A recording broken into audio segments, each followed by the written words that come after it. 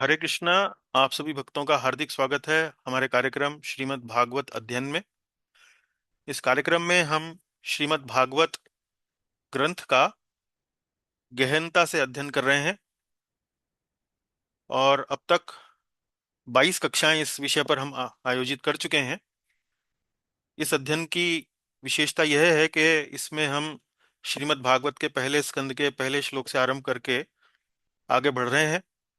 एक एक श्लोक का विस्तार से जितना हमारी सामर्थ्य है उस हिसाब से अध्ययन कर रहे हैं। मुख्य रूप से तीन चार प्रकार की टीकाओं से इस अध्ययन को हम अ, संभव बनाने का प्रयास कर रहे हैं, जिसमें कि प्रभुपाद जी की टीका, इस्कॉन के संस्थापक आचार्य शिला प्रभुपाद, उसके अलावा विश्वनाथ चक्रवर्ती ठाकुर, उसके अलावा श्रीधर स्वामी जी, और कुछ अनुवाद हम सहायता ले रहे हैं गीता प्रेस गोरखपुर की पुस्तकों से भी। तो सब कुल मिलाकर प्रयास ये है कि जिस भी तरीके से श्लोक समझ में आए अन्य टीकाओं के माध्यम से, प्रभुपाद जी की टीकाओं के माध्यम से, उस प्रकार से अध्ययन करने का प्रयास कर रहे हैं। तो अब तक हमारी यात्रा जो है वो छठवें अध्याय के 25वें श्लोक तक हमने पूर्ण की है पिछली कक्षा में, और आज हम 26वें श्लोक से आरंभ करेंगे और पूरा प्रयास करेंगे कि आज अंतिम श्लोक इस अध्याय का 38वें श्लोक तक इसको पूरा कर लें, आगे ले जाएं। आज की ये कक्षा हमारी 23वीं कक्षा है। इस अध्याय का विषय है नारद तथा व्यास देव के बीच संवाद। तो मंगलाचरण से आरंभ करेंगे। जीवन प्रभु जी, क्या आप मंगलाचरण उच्चारण कर सकते हैं? कर सकता हूँ प्रभु जी। जी प्रभु, करें। ओम अज्ञानतिमिरन्धस्य ज्ञानाञ्जनशलाकया चक्षुरुन्मिलितं तस्मै श्रीगुरवे नमः। श्रीचैतन्यमनोभीष्टं स्थापितं येन भूतले स्वयं रूप कदा मह्यं ददाति स्वपदान्तिकं।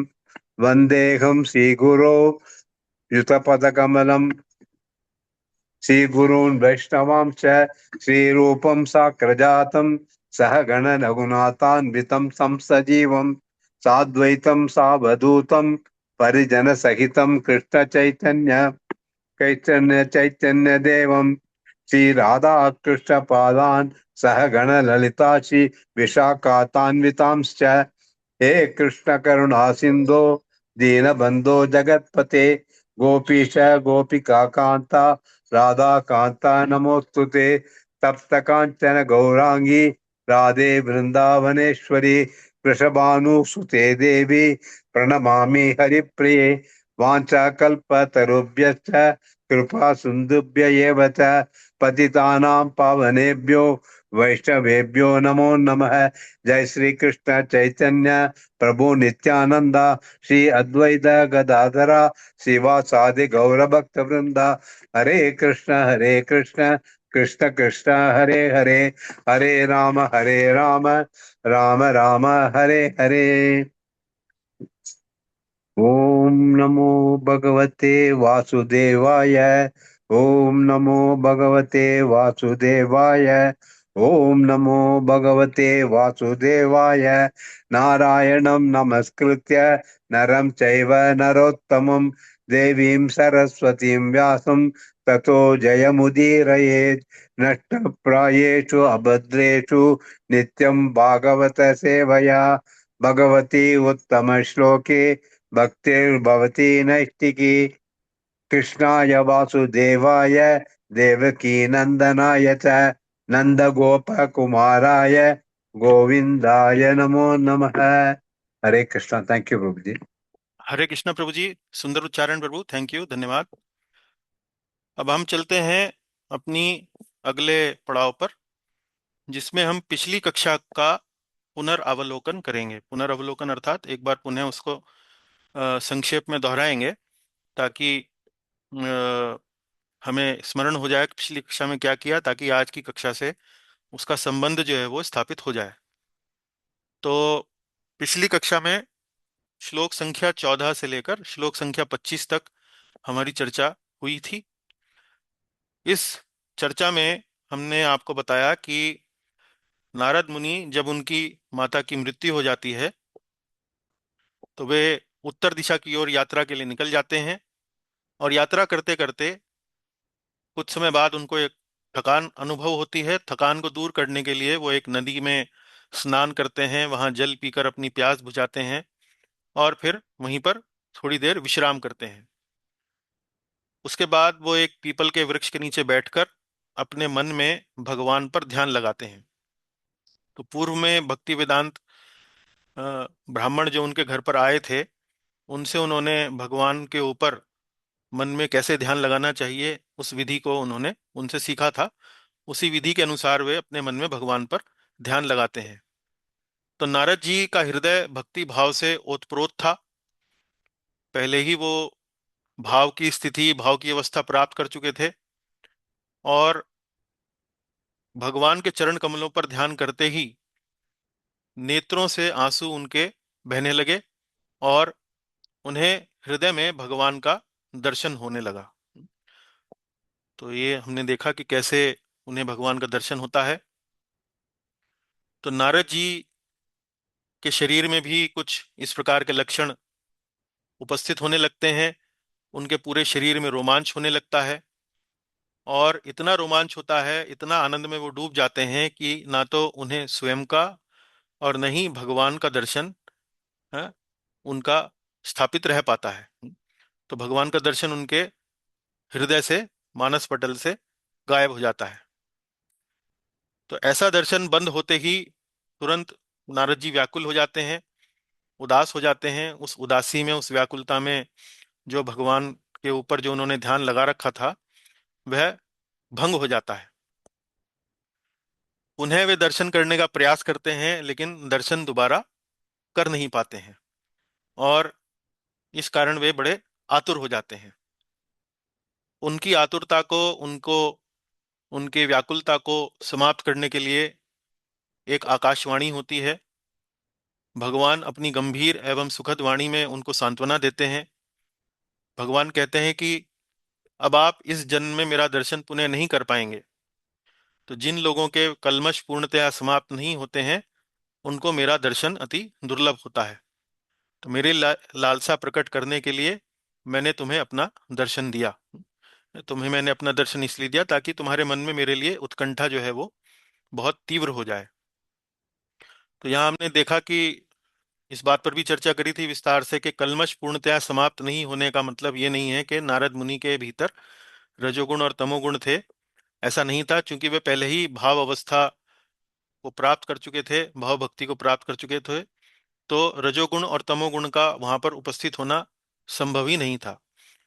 तो जिस संदर्भ में ये कहा गया है वो ये था कि भाई सत्व गुण भी उपस्थित नहीं होना चाहिए। तो संभवतः नारद मुनि का योग, नारद मुनि की साधना थोड़ा अल्प मात्रा में थी, जिस कारण से अ, सतोगुण पूर्णतया समाप्त नहीं हुआ था। इस कारण से उनको दर्शन नहीं दिया गया या दर्शन हटा लिए गए। उसके बाद भगवान कहते हैं कि चूंकि आपने शुद्ध भक्तों की सेवा करी, इस कारण आपकी बुद्धि मुझ में स्थिर हो पाई। और वे उन्हें इस बात का वचन देते हैं कि हे नारद, जब तुम्हारा इस जन्म का ये जो दासी पुत्र का जो तुम्हारा ये शरीर है, जब यह शरीर तुम्हारा पूरा होगा तब मैं तुम्हें सांत्वना देता हूं कि तुम मेरे पार्षद बनोगे और मेरी कृपा से तुम्हें सदैव मेरा स्मरण रहेगा। और इतना कहकर भगवान शांत हो गए। उनकी ऐसी कृपा प्राप्त होने पर भगवान नारद मुनि कहते हैं कि मैंने आदर पूर्वक अपना शीश झुकाया और भगवान के चरणों में नमस्कार अर्पित किया। तो ये चर्चा थी जिसमें हम विशेष रूप से इसका यदि सारांश समझें तो नारद जी को जब भगवान का दर्शन होता है तो उनका क्या अनुभव होता है उस सब का यहाँ पर वर्णन किया गया है। तो एक तरह से यदि आप देखें तो आरंभ में ही श्रीमद् भागवत में भक्ति के बारे में एक संक्षेप में उदाहरण समेत एक बहुत सुंदर चित्रण जो है वो किया गया है। आरंभ में नैमिषारण्य के जो ऋषिगण हैं वो सूत गोस्वामी जी से प्रश्न पूछते हैं कि वह परम धर्म कौन सा है मनुष्य के लिए जो उसको अनिवार्य रूप से करना चाहिए। तो उसका उत्तर उनको मिलता है कि वह भक्ति है। उसके बाद वो भक्ति की अलग अलग अवस्थाओं का वर्णन करते हैं सूत गोस्वामी। फिर प्रश्न पूछा जाता है श्रीमद् भागवत का इतिहास क्या है। उस इतिहास को बताने के लिए यहाँ पर अब अ, नारद मुनि और व्यास देव जी का संवाद है।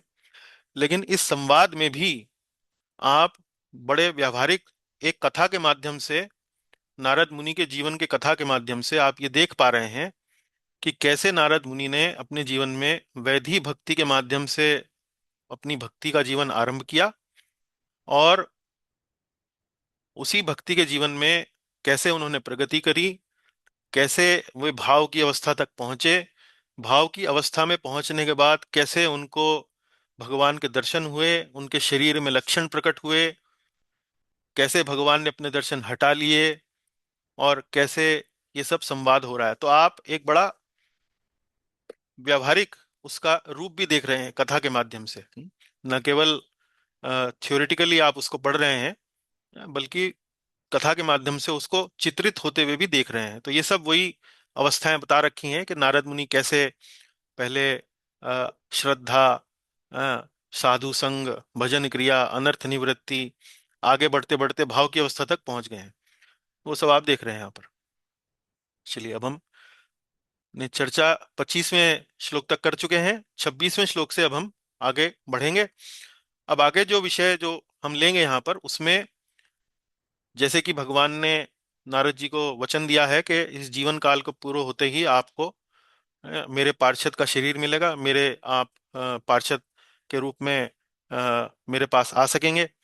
तो नारद जी की पूर्ण मुक्ति की चर्चा अब 26वें से लेके 33वें श्लोक में की जाएगी। उसके बाद फिर नारद जी अपना संबोधन व्यास देव जी के साथ जो चल रहा है उनकी वार्ता, उसको समाप्त करते हैं और फिर वे विदा लेते हैं। तो आज हमारी कक्षा में निधि माता जी उपस्थित नहीं हो पाएंगी, इसलिए हमें किसी अन्य भक्त का चयन करना पड़ेगा। अ, मुझे लगता है सुषमा माता जी का कनेक्शन जो है वो अच्छा रहता है, और उनकी हिंदी भी उत्तर भारतीय हिंदी के काफी निकट है। तो माता जी, कृपया आप हमारी सहायता करें पठन पाठन में। जी प्रभु जी। तो मैं मेरे साथ आप गायन करें श्लोक का, फिर हम पढ़ेंगे थोड़ा बहुत। नामान्यनन्तस्य हतत्रपः पठन्।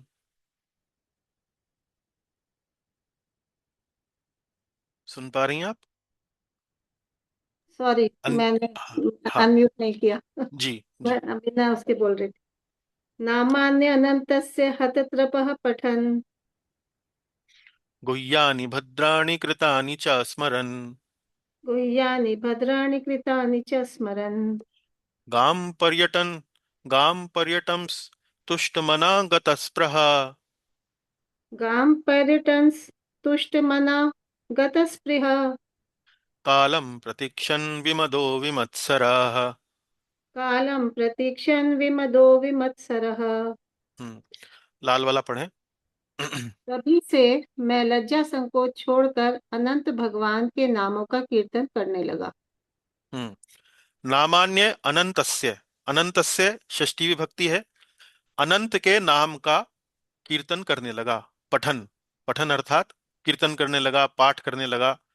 अनंत, अनंत हुआ भगवान के लिए आया है। अनंत भगवान के नामों का कीर्तन करने लगा। कैसे करने लगा? हतत्रपः, तभी से मैं लज्जा संकोच छोड़कर। हतत्रपः। तो लज्जा संकोच का वर्णन यहाँ क्यों आ रहा है? कई बार आध्यात्मिक जीवन में जब हम आते हैं तो हमें आध्यात्मिक क्रियाकलाप करते हुए कई बार सामाजिक दृष्टिकोण से लज्जा का अनुभव होता है कि भाई लोग क्या कहेंगे, ये तो तिलक लगाने लगा, धोती पहनने लगा, कंठी डालने लगा, ये परलोक की बातें करने लगा है, तो पता नहीं क्या ये सामान्य व्यक्ति नहीं लगता है। तो वो कई बार व्यक्ति सोचता है कि उसको लज्जा का अनुभव होता है ऐसा काम करते हुए। और फिर अ, हरे वाला पढ़ें जी।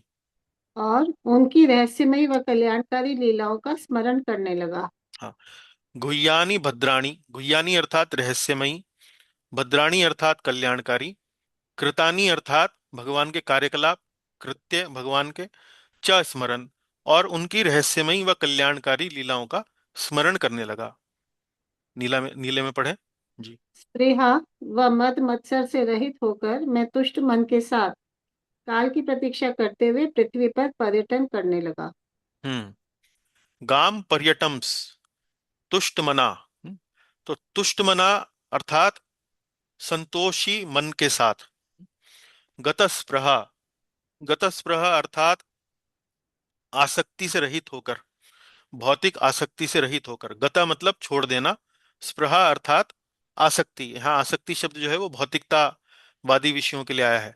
आसक्ति छोड़कर कालम प्रतीक्षण, कालम, कालम प्रतीक्षण अर्थात उस काल की प्रतीक्षा करने लगा जब मेरी मृत्यु होने वाली है।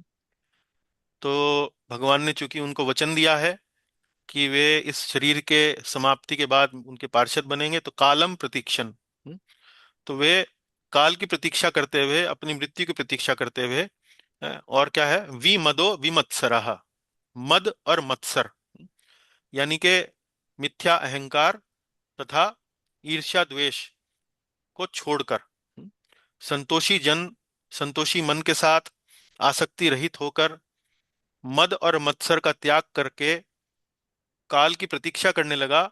और गाम पर्यटम तुष्ट मना, गाम गाम पर्यटम, पर्यटन बोलते हैं घूमना फिरना। जैसे अंग्रेजी में शब्द आता है पिकनिक।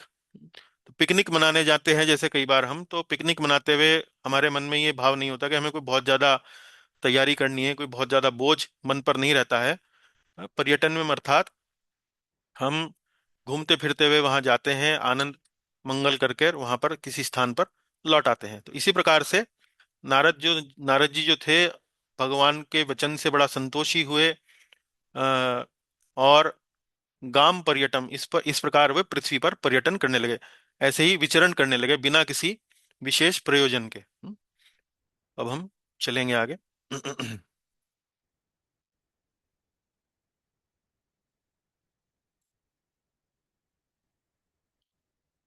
एक मिनट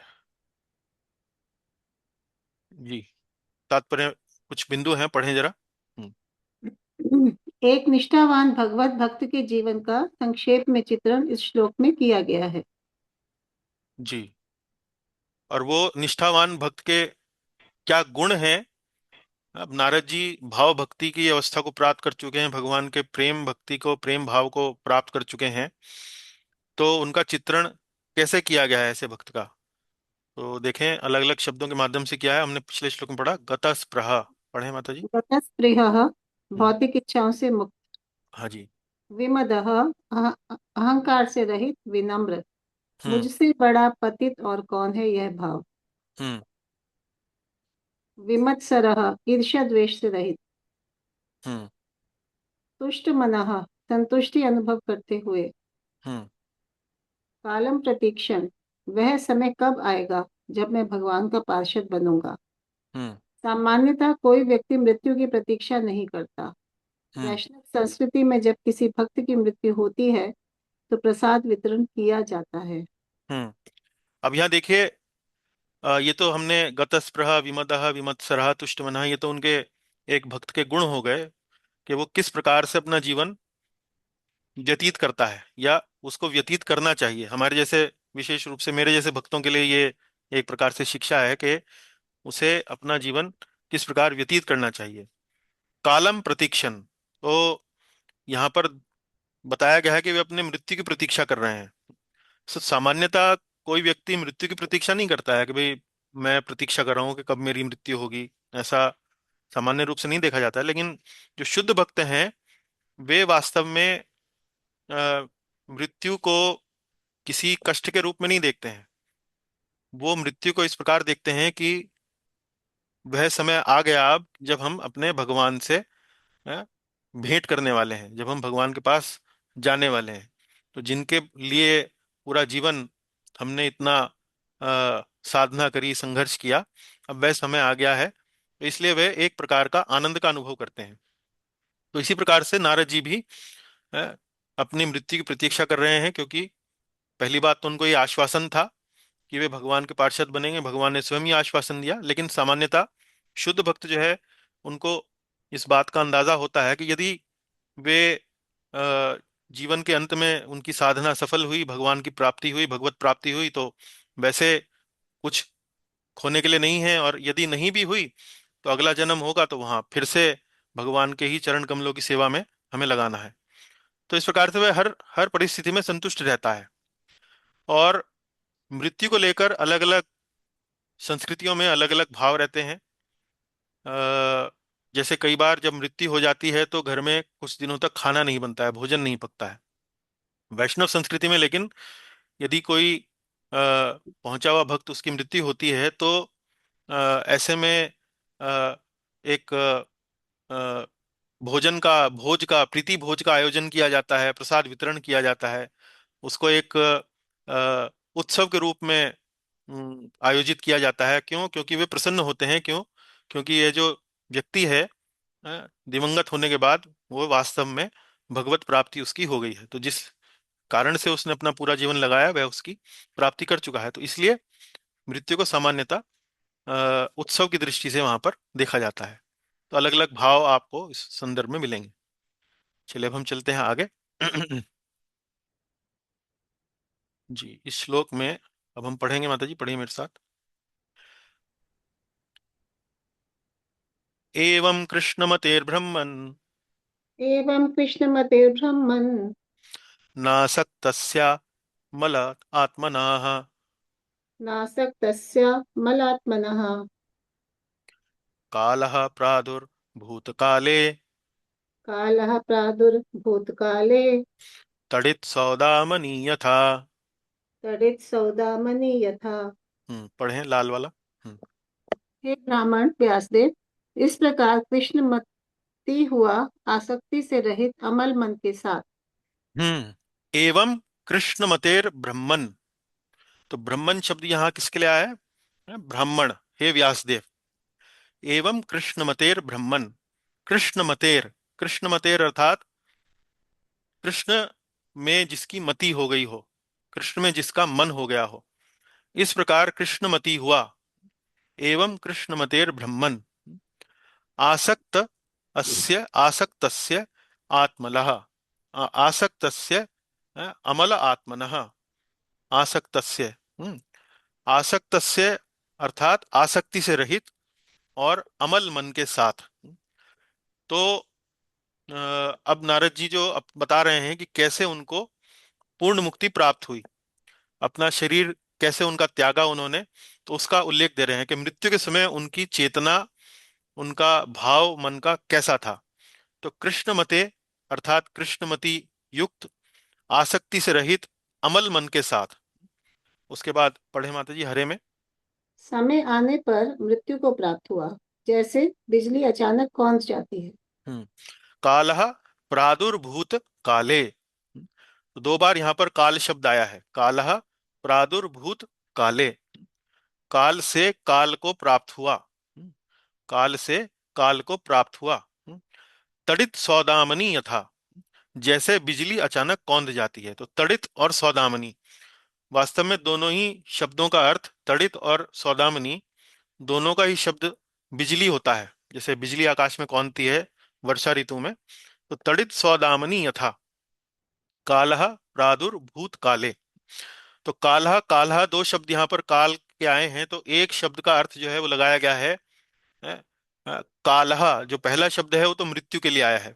प्रादुर्भूत काले, प्रादुर्भूत काले मतलब समय आने पर, उचित समय आने पर और मेरा समय आने पर। प्रादुर्भूत काले, जब मेरे समय जब मेरा समय आया।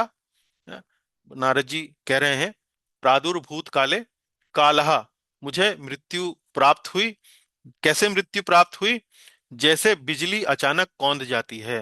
तड़ित सौदामनी यथा। तो बिजली से बिजली कौंधना। तो ये भी वास्तव में थोड़ा सा यहाँ पर समझने के लिए हमें अपनी थोड़ी बुद्धि लगानी पड़ेगी कि क्या कहा गया है। अलग अलग टीकाकारों ने इस तड़ित सौदामनी यथा और काल्ह प्रादुर्भूत काले, इसका अलग अलग प्रकार से वर्णन किया है। तो अ, हम थोड़ा इसको सरल रखेंगे कि बहुत ज्यादा इसमें बारीकी में नहीं जाएंगे। अ, इसको समझने के लिए मुख्य रूप से आप इसको ऐसे समझ सकते हैं कि नारद जी का जो शरीर था वो एक भौतिक शरीर था, और भौतिक शरीर भी, उस भौतिक शरीर में एक भक्त का हृदय निवास करता था, और भक्ति में वो शरीर को उन्होंने लगाया, और उस भक्ति को करते करते वास्तव में जितने भी उनके प्रारब्ध कर्म थे, वास्तव में जितने भी उनके कर्म थे वो सब नष्ट हो गए। और इस प्रकार जब उनका यह भौतिक शरीर पूरा हुआ तो तुरंत ही उनको आध्यात्मिक शरीर जो है वो प्राप्त हो गया। तो भौतिक शरीर के पूरा होने के बाद तुरंत आध्यात्मिक शरीर प्राप्त हुआ, इसलिए यहाँ पर संज्ञा क्या दी गई है? तड़ित सौदामनी यथा। तो तड़ित बिजली के कौंधने को आप समझ सकते हैं, सौदामनी आप समझ सकते हैं कि जब बिजली के कौंधने पर प्रकाश होता है, तो बिजली कौंधी, गड़गड़ाहट हुई, और उसके बाद उसका प्रकाश हुआ, तो उसमें बहुत समय नहीं लगता है। बिजली कड़की और फिर बिजली का प्रकाश हुआ। तो वो सामान्य रूप से एक के बाद एक इस प्रकार से घटित हो जाता है। उसी प्रकार से नारद जी के मृत्यु हुई। जैसे ही उन्होंने अपनी भौतिक देह त्यागी त्यागी तो ऐसा नहीं था कि भौतिक देह त्यागने के बाद जो उनका आत्मा था वो कहीं किसी लोक में गया, फिर वहां कुछ समय उसने प्रतीक्षा करी, और फिर पुनः उनको कोई आध्यात्मिक शरीर जो है वो प्राप्त हुआ। तो शुद्ध भक्त को आध्यात्मिक शरीर की प्राप्ति उसकी मृत्यु के बाद तुरंत, ऐसा यहाँ पर अवसर वर्णन आया है। अब पढ़ेंगे आगे तात्पर्य में। जी, पढ़े। शुद्ध शुद्ध भक्त की मृत्यु की तुलना बिजली के कौंधने से की गई है। हाँ। हम्म। जैसे बिजली के कौंधने के बाद उसका प्रकाश उत्पन्न होता है, वैसे ही शुद्ध भक्त के शरीर त्यागते ही उसे आध्यात्मिक शरीर प्राप्त होता है। जी। हाँ जी। तड़ित सौदामिनी, तड़ित का अर्थ है बिजली, और सौदामिनी प्रकाश करती हुई। जी। तो ये संक्षेप में मैंने इसको थोड़ा सरल रखा है, बहुत अधिक विस्तार मैंने नहीं किया है। हालांकि विश्वनाथ चक्रवर्ती ठाकुर जी की जो टीका है उसमें कुछ एक दो बातें और भी बताई गई हैं, तो मैंने उसको थोड़ा सा अ, वर्णन में नहीं लिया है, उससे थोड़ा सा जटिल हो जाता है वर्णन करना। लेकिन अब चलते हैं आगे, 28वां श्लोक। अ, प्रायुज्यमाने मयि ताम प्रायुज्यमाने मयि ताम शुद्धां भागवतीं तनुम् शुद्धां भागवतीं तनुम् आरब्ध कर्म निर्वाणो आरब्ध कर्म निर्वाणो न्यपतत् पांच भौतिकाः। न्यपतत् पांच भौतिकः। जी, पढ़े माता जी लाल वाला। भगवान के पार्षद के उपयुक्त दिव्य शरीर पाकर। हम्म। प्रायुज्य माने मयि ताम। प्रायुज्य माने अर्थात एक प्रकार से पुरस्कृत होकर, पारितोषिक पाकर। मयि ताम, मयि ताम, उस, ताम अर्थात उस, मयि मतलब मुझे, शुद्धाम भागवतीम तनुम। शुद्धाम, शुद्धाम अर्थात ये भौतिक तत्वों का नहीं बना है शरीर। जो भगवान के पार्षद का जो शरीर उनको मिला है ये शुद्ध है, शुद्ध सत्व का बना है। शुद्धाम भागवतीम तनुम, भागवतीम तनुम अर्थात भगवान के पार्षद का शरीर है, अर्थात ये जो शरीर दिया गया है ये भगवान के द्वारा दिया गया है। भागवतीम तनुम, तनुम अर्थात शरीर। तो भगवान के पार्षद के उपयुक्त दिव्य शरीर पाकर, उसका पुरस्कार पाकर। हाँ, हरे वाला पढ़े। प्रारब्ध कर्म समाप्त हो जाने पर पांच भौतिक शरीर समाप्त हो गया। हाँ, प्रारब्ध कर्म समाप्त हो जाने पर पांच भौतिक शरीर समाप्त हो गया। आरब्ध, आरब्ध समझ लीजिए, प्रारब्ध शब्द जैसे है तो उसी संदर्भ में इसको यहाँ आरब्ध कर्म निर्वाणो, आरब्ध कर्म निर्माणो, निर्वाणो अर्थात जल जाने पर, भस्म हो जाने पर। तो प्रारब्ध कर्म के भस्म हो जाने पर या समाप्त हो जाने पर न्यपतत पांच भौतिकः। न्यपतत, न्यपतत अर्थात त्याग दिया गया पांच भौतिक शरीर। अब तो यहाँ पर देखिए, अब हम थोड़ा वर्णन पढ़ेंगे इसका तात्पर्य में। जी। भगवान के पार्षदों का शरीर शुद्ध होता है, वह प्रारब्ध कर्म से रहित होता है। जी, वह प्रारब्ध कर्म से रहित होता है। तो यहाँ वही भाव है जैसे कि मैंने आपको पिछले श्लोक में बताया कि ये जो बिजली का कौंधना है और बिजली की गड़गड़ाहट, बिजली का प्रकाश। तो गड़गड़ाहट के बाद प्रकाश का उत्पन्न होना या प्रकाश का दिखाई देना, या प्रकाश का पहले दिखाई देना उसके बाद थोड़ी देर बाद गड़गड़ाहट सुनाई देना, मैं उस ज्यादा जटिलता में नहीं जाना चाहता, लेकिन कहने का भाव यह है कि एक प्रक्रिया हुई, उसके तुरंत बाद ही दूसरी प्रक्रिया हुई। तो भगवान के पार्षद का जो शरीर होता है वो इसी तरह से एक पुराना शरीर जो होता है, भौतिक शरीर छोड़ने के तुरंत बाद वह पार्षद का शरीर या दिव्य शरीर जो है वो प्राप्त होता है। तो यहाँ एक और बारीकी जो है, एक और डिटेल जो है यहाँ पर दी गई है कि भगवान के पार्षदों का शरीर शुद्ध होता है, वह प्रारब्ध कर्म से रहित होता है। प्रारब्ध कर्म से रहित होता है, इसकी क्या महत्व है यहाँ पर? तो उसका महत्व यही है कि यदि वह शरीर प्रारब्ध प्रारब्ध कर्म से रहित नहीं होता, तो ऐसे में उस शरीर को तुरंत जो है वो आध्यात्मिक शरीर नहीं मिलता। ऐसे में उस शरीर को पहले कहीं और जन्म लेना होता है, फिर वह प्रारब्ध कर्म नष्ट करना होता है, उसके बाद फिर कुछ समय बाद उसको वह आगे का शरीर मिलता है। तो इसलिए यहाँ पर बिजली के कड़कने की, बिजली के प्रकाश की और उसके बीच में साथ साथ हो जाने की या एक के बाद एक इन गतिविधियों के हो जाने की चर्चा यहाँ पर की जा रही है। अ, तो समझने के लिए बात यह है कि भगवान के जो भक्त हैं, शुद्ध भक्त हैं, जो भाव भक्ति प्रेम भक्ति के स्तर पर पहुंच चुके हैं, उनका प्रारब्ध कर्म तो वास्तव में साधना की अवस्था में ही नष्ट हो जाता है। चूंकि उनका प्रारब्ध कर्म साधना की अवस्था में नष्ट हो गया है, इसीलिए उनको भाव या प्रेम भक्ति का प्राप्ति जो है उनको होती है। उसी बात को यहाँ समझाने का प्रयास किया जा रहा है जी। ऐसा नहीं था कि नारद जी के प्रारब्ध कर्म दिव्य शरीर की प्राप्ति पर हुए। हाँ, शमक जी, ऐसा नहीं था कि नारद जी के प्रारब्ध कर्म दिव्य शरीर की प्राप्ति पर नष्ट हुए। यहाँ पर एक शब्द यहाँ पर हाँ, नष्ट आएगा, मैं लगाना जी। भूल गया हूँ। तो कई यदि आप सोचें कि उनके प्रारब्ध कर्म तब तक उपस्थित थे जब तक उनकी मृत्यु का क्षण नहीं आ गया। ऐसा नहीं था, प्रारब्ध कर्म नारद जी के पहले ही नष्ट हो चुके थे। जिस समय उनका मृत्यु का क्षण था, उस समय उनके उनके ऊपर प्रारब्ध कर्म का कोई बोझ नहीं था, प्रारब्ध कर्म का कोई उनके शरीर पर कोई अकाउंट नहीं था, वहां पर कोई लेखा जोखा नहीं था। क्यों क्यों नहीं था? ये बताया है आगे आगे की पंक्ति में जी। पढ़ें। प्रेमा भक्ति की अवस्था में प्रारब्ध कर्म नहीं होते। हाँ, तो नारद जी जो थे वो भाव भक्ति प्रेमा भक्ति इस अवस्था में पहुंच चुके थे, तो उस अवस्था में प्रारब्ध कर्म नहीं होते हैं जी। आगे चले। प्रारब्ध कर्म की समाप्ति साधन भक्ति करते समय होती रहती है। होती रहती है, तो जैसे साधन भक्ति हम करते हैं, भगवान के नामों का जप किया, कीर्तन किया, कोई भी आध्यात्मिक पुस्तक का पठन किया, पाठन किया, जो भी सेवा करी, भक्तों की सेवा करी इत्यादि, तो साधन भक्ति करते करते प्रारब्ध में है ये समाप्त होते रहते हैं। और जब समाप्त हो जाते हैं तब कहीं जाकर आप योग्य बनते हैं भाव अवस्था को प्राप्त करने के या प्रेमा भक्ति की अवस्था को प्राप्त करने के लिए। तो उसी बात को यहाँ पर बताया गया है कि ये तुरंत हुआ, इसमें कोई बीच में कोई बहुत ज्यादा समय नहीं लगा, अंतराल नहीं लगा। चलिए अगला पढ़ेंगे।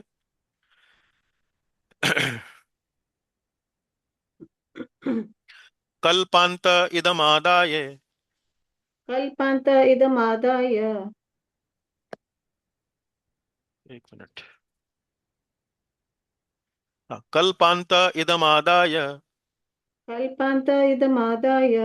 शयाने यंभ शयाने यंभस्य उदन्वताः शयाने अम्बस्यु दन्वतः। शिशयीश्योर अनु प्राणम शिशैशोर अनुप्राणम। विवशेयंतरहम विभो। विविशे अंतरहम विभुः। जी, पढ़े माता जी अनुवाद। कल्प के अंत में जिस समय भगवान नारायण एक अर्णव के जल में शयन करते हैं, उस समय उनके हृदय में शयन करने की इच्छा से इस सारी सृष्टि को समेटकर जब ब्रह्मा जी प्रवेश करने लगे, तब उनके श्वास के साथ मैं भी उनके हृदय में प्रवेश कर गया। जी, यहाँ देखिए, यहाँ जो इसका अनुवाद है ये सीक्वेंस में नहीं है, जिस सीक्वेंस में ये शब्द आए हैं उस सीक्वेंस में नहीं है। हम धीरे धीरे करके एक एक शब्द को समझने का प्रयास करेंगे। कल्प अंत, कल्प अंत का अर्थ सरल है, कल्प के अंत में। तो अब तक की कथा में आप ये तो समझ ही चुके हैं कि नारद जी का जो शरीर था, वर्तमान जन्म जो उनका था नारद जी के रूप में, और जो पिछला उनका जो जन्म था दासी पुत्र का, उसमें एक कल्प का अंतर था। और ये कल्प कितना समय होता है? ये एक बहुत लंबा समय होता है। हाँ, तो ब्रह्मा जी के एक दिन का समय, तो ब्रह्मा जी का एक दिन के समय में कई कई हजार वर्ष जो हैं वो रहते हैं। तो कल्प के अंत में, कल्प अंत, इदम आदाय, इदम आदाय ये जो शब्द है, उसका अर्थ है, हम्म, ब्रह्मा जी ने जब कल्प का अंत हुआ तो उन्होंने सृष्टि को समेटना शुरू किया। जब कल्प का अंत आता है तो एक प्रलय आती है जिसमें सृष्टि को समेटा जाता है। तो वो कार्य कौन करते हैं? ब्रह्मा जी करते हैं। कल्प के अंत में सृष्टि को समेटने का कार्य जब ब्रह्मा जी ने किया, और ये किस समय हुआ? सृष्टि के अंत में और क्या होता है? शयाने अंभस्य उदन्वतः, शयाने अंभस्य उदन्वतः। तो अंभस्य उदन्वतः, अंभस्य, अंभस्य बोलते हैं क्या है? अंभस्य किसको बोलते हैं? जल को। उदन्वतः किसको बोलते हैं? जिस जल में, जिस सागर में भगवान जो है वो शयन करते हैं, भगवान जो है लेटते हैं। शिशई शोर, शिशई शोर अनुप्राणम, शिशई शोर, शिशई शोर अनुप्राणम अर्थात, तो अंभस्य उदन्वतः, अंभस्य उदन्वतः। और यहाँ शयाने और शिशई शोर, तो दो शब्द आए हैं। शयाने का अर्थ क्या होता है? अ, शयन करने की दृष्टि से। शिशई शोर जो है वो लेटने की दृष्टि से। तो शयाने और शिशई शोर, तो एक शयान जो है, एक, तो वो तो ब्रह्मा जी के लिए आया है। ब्रह्मा जी के लिए किस तरह से आया कि ब्रह्मा जी ने भी जब सृष्टि समेटनी शुरू करी तो सृष्टि समेटने के बाद उन्होंने भगवान के शरीर में शयन करने की इच्छा करी। और अंभस्य उदन्वतः शिशई शोर, अंभस्य उदन्वतः, अंभ होता है जल, उदन्वतः होता है अ, सागर। तो जल के सागर में लेटने की इच्छा रखते हुए, लेटने के लिए, लेटने के लिए, शिशई शोर, लेटने के लिए, अ, अनुप्राणम, अनुप्राणम अर्थात अब ये समझिए कि ये कैसे हो रहा है सारी गतिविधि। तो ब्रह्मा जी जो है अपना सृष्टि को समेट रहे हैं, वो भगवान के शरीर में शयन करने की इच्छा भी कर रहे हैं। और ऐसे समय में नारद जी जो हैं वो ब्रह्मा जी की श्वास के माध्यम से उसमें प्रवेश करते हैं। तो ब्रह्मा जी सृष्टि कैसे समेटते हैं? ब्रह्मा जी सृष्टि समेटते हैं अपनी श्वास के द्वारा। तो ब्रह्मा जी जब अपनी श्वास को अंदर ले रहे थे तो नारद जी भी ब्रह्मा जी की श्वास के माध्यम से ब्रह्मा जी के भीतर प्रवेश करने लगे, ब्रह्मा जी के भीतर प्रवेश करने लगे। एक मिनट रुके। तो ब्रह्मा जी के शरीर में, ब्रह्मा जी के हृदय में भी प्रवेश करने लगे। विवशे अंतर अहम विभो, विवशे बोलते हैं प्रवेश करना, अंतर बोलते हैं भीतर, अहम शब्द जो आया है वो आया है नारद जी के लिए। विभो किसके भीतर? ब्रह्मा जी के भीतर। तो नारद जी जो हैं वो ब्रह्मा जी के भीतर ब्रह्मा जी की श्वास के माध्यम से प्रवेश करते हैं। ब्रह्मा जी की इच्छा क्या है कि वो भगवान के शरीर में जाकर, भगवान के भीतर, शरीर के भीतर में जाकर शयन करें। और भगवान की इच्छा क्या है, या भगवान उस समय क्या कर रहे हैं? सृष्टि के प्रलय के समय वे कारणार्णव ओशन में लेटे हुए हैं। और ये सब कब हो रहा है? ये कल्प के अंत में हो रहा है। तो एक बार फिर से पढ़ दें माता जी, ताकि थोड़ा स्पष्ट हो जाए बिल्कुल। जी। कल्प के अंत में जिस समय भगवान नारायण एकार्णव के जल में शयन करते हैं, उस समय उनके हृदय में शयन करने की इच्छा से इस सारी सृष्टि को समेटकर जब ब्रह्मा जी प्रवेश करने लगे, तब उनके श्वास के साथ मैं भी उनके हृदय में प्रवेश कर गया। तो अब स्पष्ट हो गया आपको थोड़ा, जो इसका अनुवाद है कि कैसे कैसे सब काम हो रहे हैं। कल्प के अंत में हो रहा है, जब ब्रह्मा जी सृष्टि को समेट रहे हैं तब हो रहा है। ब्रह्मा जी सृष्टि को कैसे समेट रहे हैं? अपनी श्वास के द्वारा समेट रहे हैं। और ब्रह्मा जी के भीतर क्या इच्छा है कि वे भगवान के शरीर में प्रवेश करें। और भगवान कहाँ हैं? वे शयन कर रहे हैं या लेट रहे हैं एक आर्णव के जल में। एक आर्णव बोलते हैं जो जो समुद्र है जिसमें भगवान लेटते हैं, महाविष्णु लेटते हैं। हम्म। प्रभु जी, कारनार्णव कह सकते हैं? कारनार्णव भी कह सकते हैं, ये मैं स्पष्ट नहीं कर सकता हूँ। एक आर्णव जो है मुझे अनुवाद में लिखा हुआ मिला है, एक आर्णव। कारण जल में यहाँ प्रभुपाद जी ने अनुवाद किया कारण जल में, तो मैं समझता हूँ कि वही एक कार्णव और कारणार्णव जो है वो एक ही हैं। ये एक ही हैं। प्रभु जी, जी। ये कब हुआ? कल मतलब नारद जी ने स्पिरिचुअल बॉडी ले ली, तो हम्म। कल्प कल्प का अंत मतलब तब तक वो स्पिरिचुअल बॉडी ले चुके थे कि वो इतना जिए, एक एक कल्प तक जिए जब तक उनकी डेथ नहीं हुई? थोड़ा ये कंफ्यूज हो रहा था। हाँ जी, ये कल्प के अंत में, जिस समय कल्प का अंत। हम्म, कल्प का अंत मतलब ब्रह्मा जी का जब कल्प का अंत हो रहा था, तब उन्होंने ये शरीर जो है वो त्यागा था। मतलब पिछले कल्प में उनका मतलब जब वो एक प्रकार से आप ये समझें कि उनको शरीर तो प्राप्त हो गया। हम्म, उनको शरीर तो प्राप्त हो गया, लेकिन शरीर प्राप्त होने के बाद अब वो वास्तव में ब्रह्मा जी के एक तरीके से शरीर में अब वो प्रवेश करते हैं। और फिर अगले कल्प में वे वास्तव में पुनः एक बार प्रकट होते हैं। उतने समय तक वे भगवान के शरीर में ही रहते हैं। अब आप समझ गई?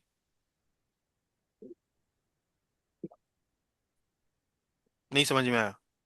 थोड़ा सा है, मतलब उनकी उन्होंने किया कितना, मतलब जब वो दासी पुत्र थे उनकी, उन्होंने भगवान के दर्शन किए, दर्शन करने के बाद उन्होंने तपस्या की, तपस्या के बाद वो नारद मुनि बन गए। जब बिजली की कौन से उन्होंने स्पिरिचुअल बॉडी ली, तो जी। तब तो कल्प का अंत कब हुआ? उसी वक्त हुआ कि बाद में, मतलब वो स्पिरिचुअल बॉडी उन्होंने ले ली, मतलब ये डायरेक्ट ही हुआ उसके बाद ही उन्होंने ब्रह्मा जी के श्वास में एंटर किया स्पिरिचुअल बॉडी अटेन करके, कि after a certain period of time?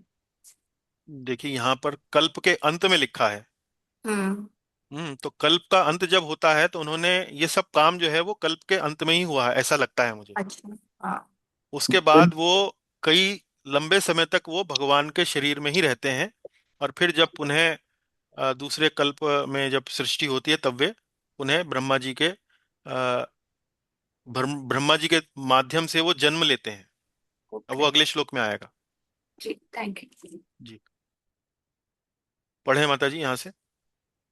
Narad को अगले कल्प में ब्रह्मा जी का पुत्र बनना था, अतः पिछले कल्प के अंत में वे ब्रह्मा जी के शरीर में प्रवेश करते हैं। जी।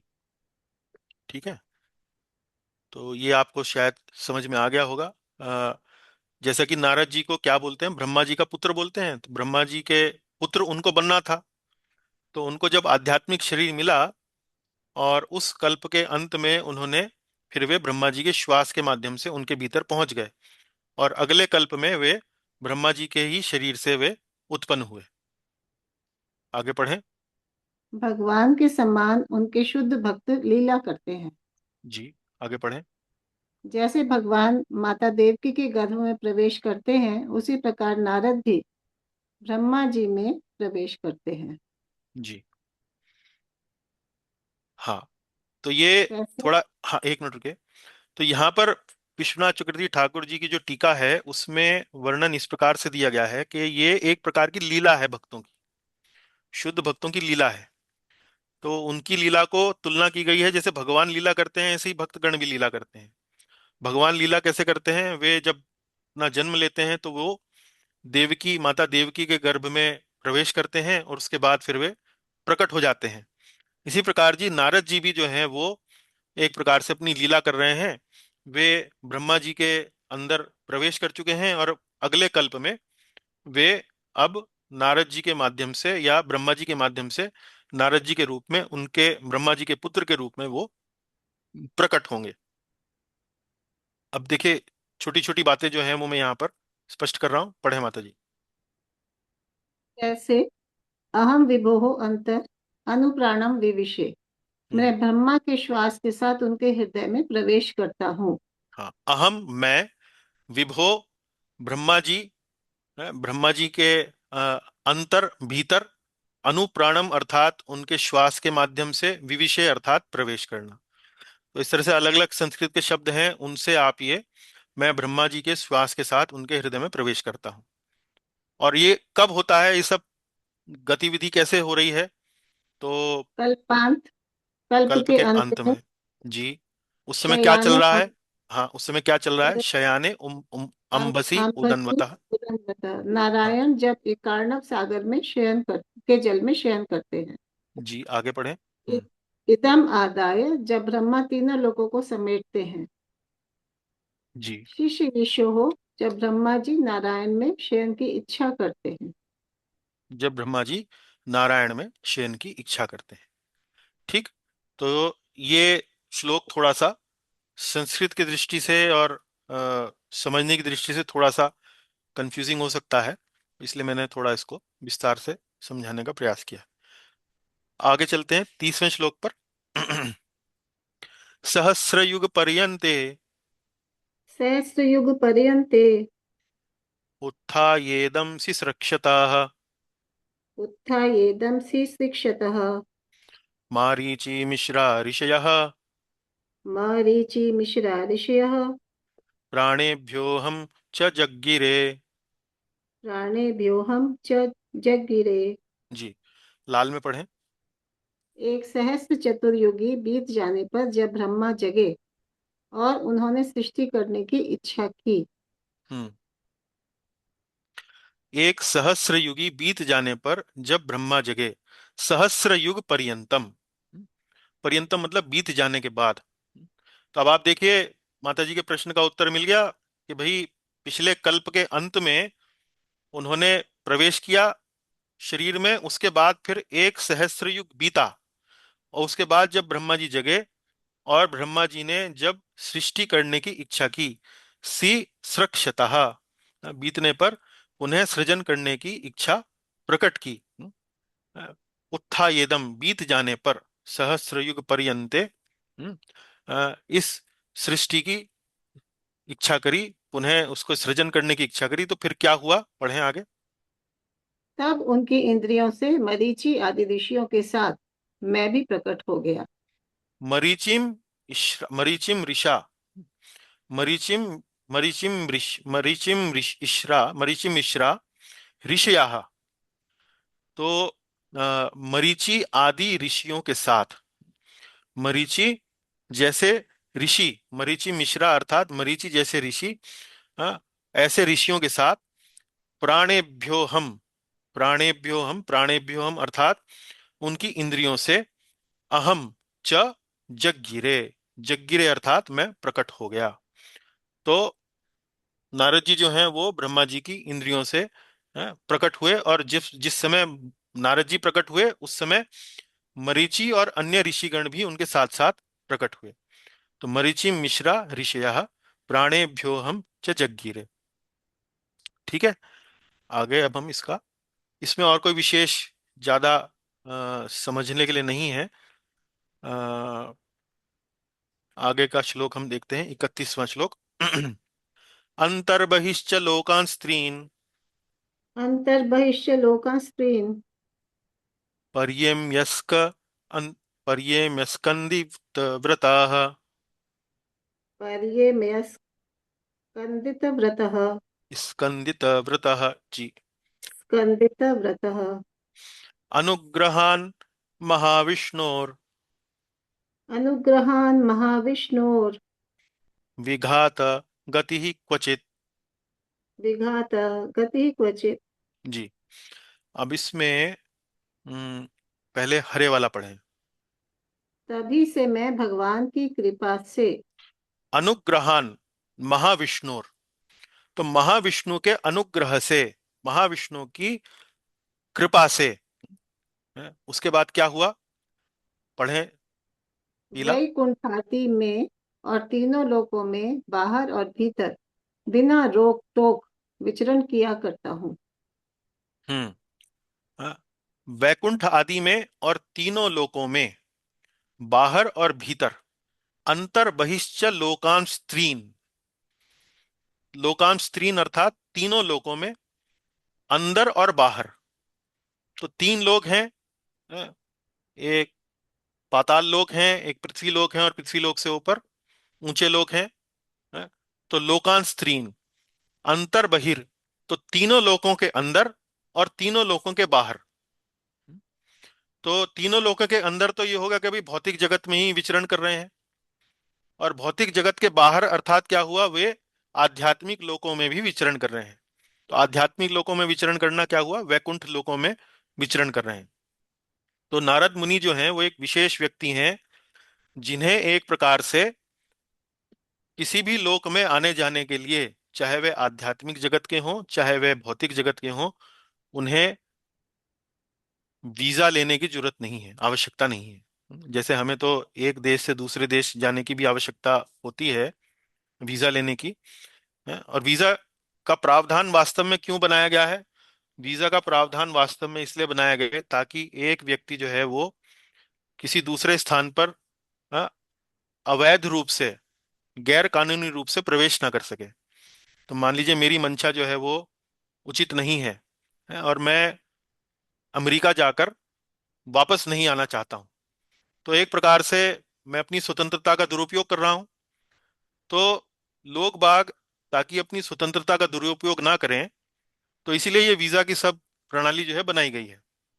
लेकिन यदि कोई व्यक्ति वास्तव में ईमानदार है, कर्तव्यनिष्ठ है, अपनी रिस्पॉन्सिबिलिटी को समझता है अच्छी तरह से, तो ऐसे व्यक्ति को फिर वीजा लेने की आवश्यकता नहीं होती है, क्योंकि सरकार जानती है कि भाई वो ऐसा व्यक्ति जो है वो अपने घर वापस आ जाएगा, कोई अनुचित कार्य नहीं करेगा। तो इसलिए आप देखते हैं कि कई देशों के जो लोग होते हैं उनको वीजा की आवश्यकताएं नहीं होती हैं। जो उन्नत देश हैं, जहां उन्हें अपना देश छोड़ने का कोई कारण नहीं लगता है, वो अपने देश में पूर्ण रूप से संतुष्ट हैं, सुखी हैं, संपन्न हैं, तो ऐसे लोगों को कई बार वीजा माफ भी हो जाता है, उनको आवश्यकता नहीं है। लेकिन जो कम विकसित देश हैं, जहाँ पर लोगों में तृष्णाएं, इच्छाएं अन्य देशों में जाने की, अन्य विकसित देशों में जाने की इच्छाएं ज्यादा रहती हैं, वहां पर ये थोड़ी समस्याएं ज्यादा होती हैं, तो वहां पर वीजा का प्रावधान रहता है। तो नारद जी जो हैं वो एक ऐसे भक्त हैं जो अब बिल्कुल विगत स्पृहा, मतलब जो आसक्ति से रहित हैं, संतोषी हैं, तुष्ट मना। उनके मन में और कोई किसी प्रकार का भाव नहीं है अलावा भगवान की सेवा करने के। तो भगवान ने कहा कि जी आप ठीक है, आप तो कहीं भी आ जा सकते हैं, आपको तो ऐसा कोई इस प्रकार का कोई इच्छा नहीं है, भौतिक इच्छा नहीं है। तो अंतर बहिश्च लोकान स्त्रीन विघात गति ही क्वचित।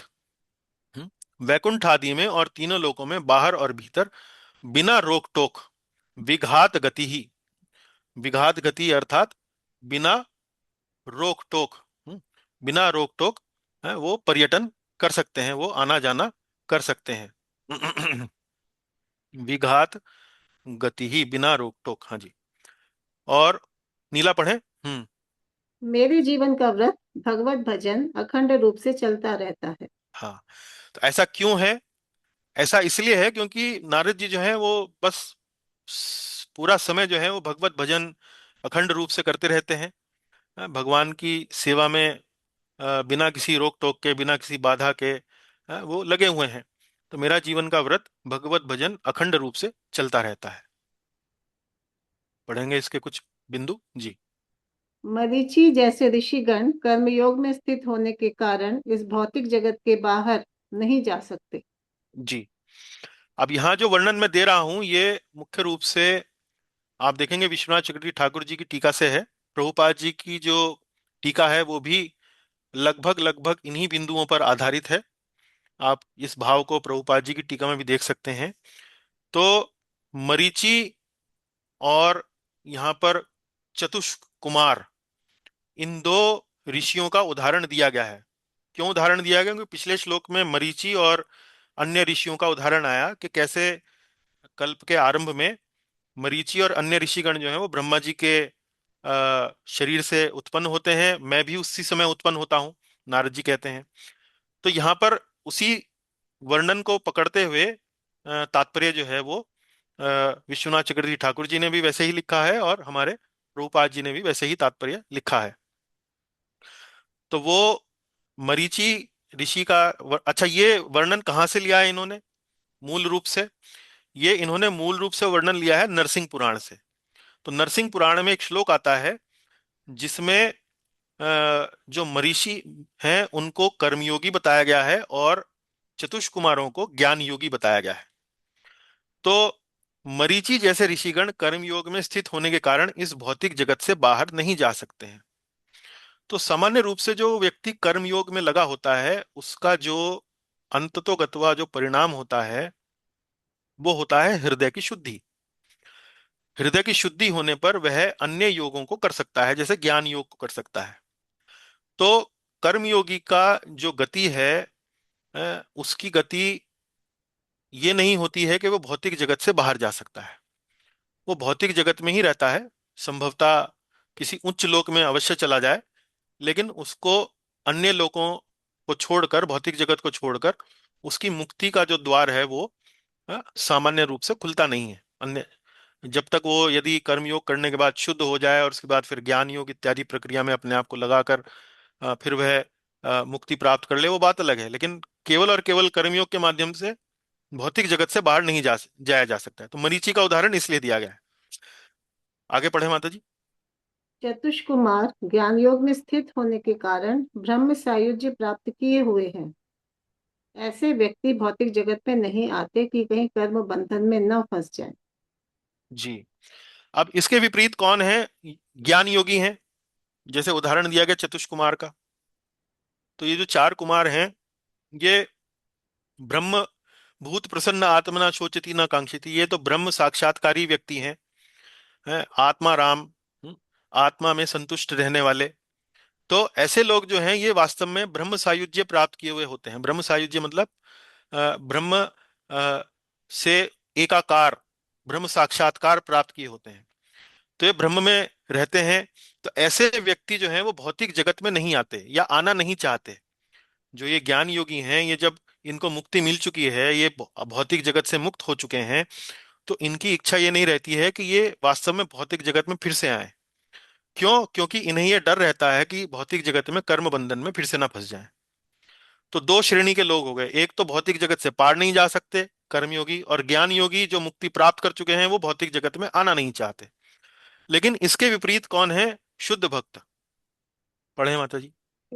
किंतु भगवत भक्त भगवान की कृपावश कहीं भी वैकुंठ लोक व भौतिक लोक आ जा सकते हैं।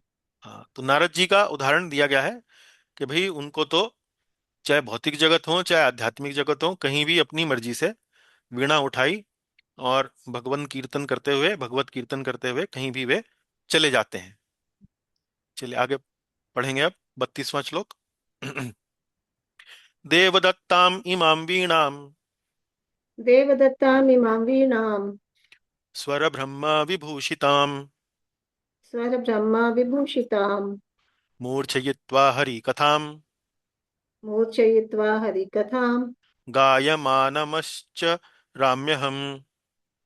गायमा गायमानश्च राम्यहम्।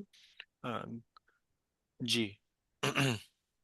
गायमानः चरामि अहम, तो ये वास्तव में जो शब्द है चराम्यहम, गायमानश गायमानः चराम्यहम। चराम्यहम अर्थात चरामी बोलते हैं विचरण करना, जैसे चरना होता है ना, जैसे गाय भैंस बड़े बड़े मैदानों में घास चरती हैं तो उसको चरंती बोलते हैं, चरना।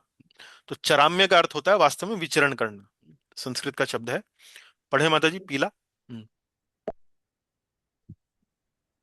भगवान की दी हुई इस स्वर ब्रह्म से विभूषित वीणा पर देवदत्त, भगवान की दी हुई देवदत्त, इमाम वीणा, इस वीणा, स्वर ब्रह्म विभूषितम, जो स्वर ब्रह्म से विभूषित है, जो स्वर ब्रह्म से विभूषित है। तो नारद जी की वीणा का वर्णन हो रहा है यहाँ पर। नारद जी की वीणा एक विशेष वाद्य यंत्र है जो किसकी दी हुई है? स्वयं भगवान की दी हुई है। तो इसके जब तारों को छेड़ा जाता है तो उसमें से दिव्य ध्वनि प्रसारित होती है। दिव्य ध्वनि जो सुनने में अतीव परम आनंद देती है। स्वर ब्रह्म विभूषितम। उसके बाद हम्म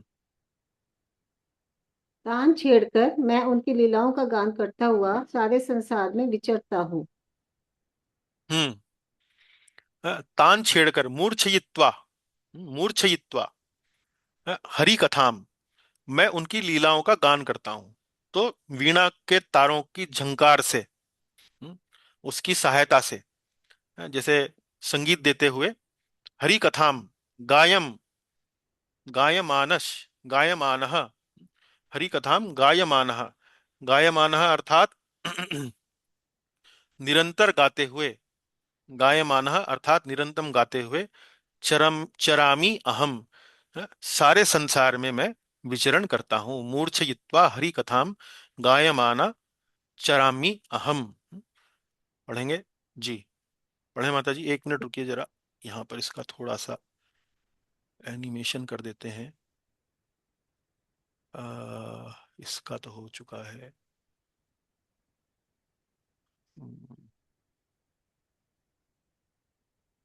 जी जी, पढ़े माता जी, एक मिनट। हाँ जी, पढ़े जी। नारद जी की वीणा जैसा वाद्य अन्य किसी के पास नहीं है। जी, एक विशेष यंत्र जो है वो भगवान ने अनुकंपावश नारद जी को दिया है। हाँ। वे जहाँ भी जाते हैं इसे सदैव अपने पास रखते हैं। तो नारद जी का अभिन्न अंग है ये, एक प्रकार से कभी भी उनसे अलग नहीं होती है, हमेशा उनके साथ रहती है। हम्म।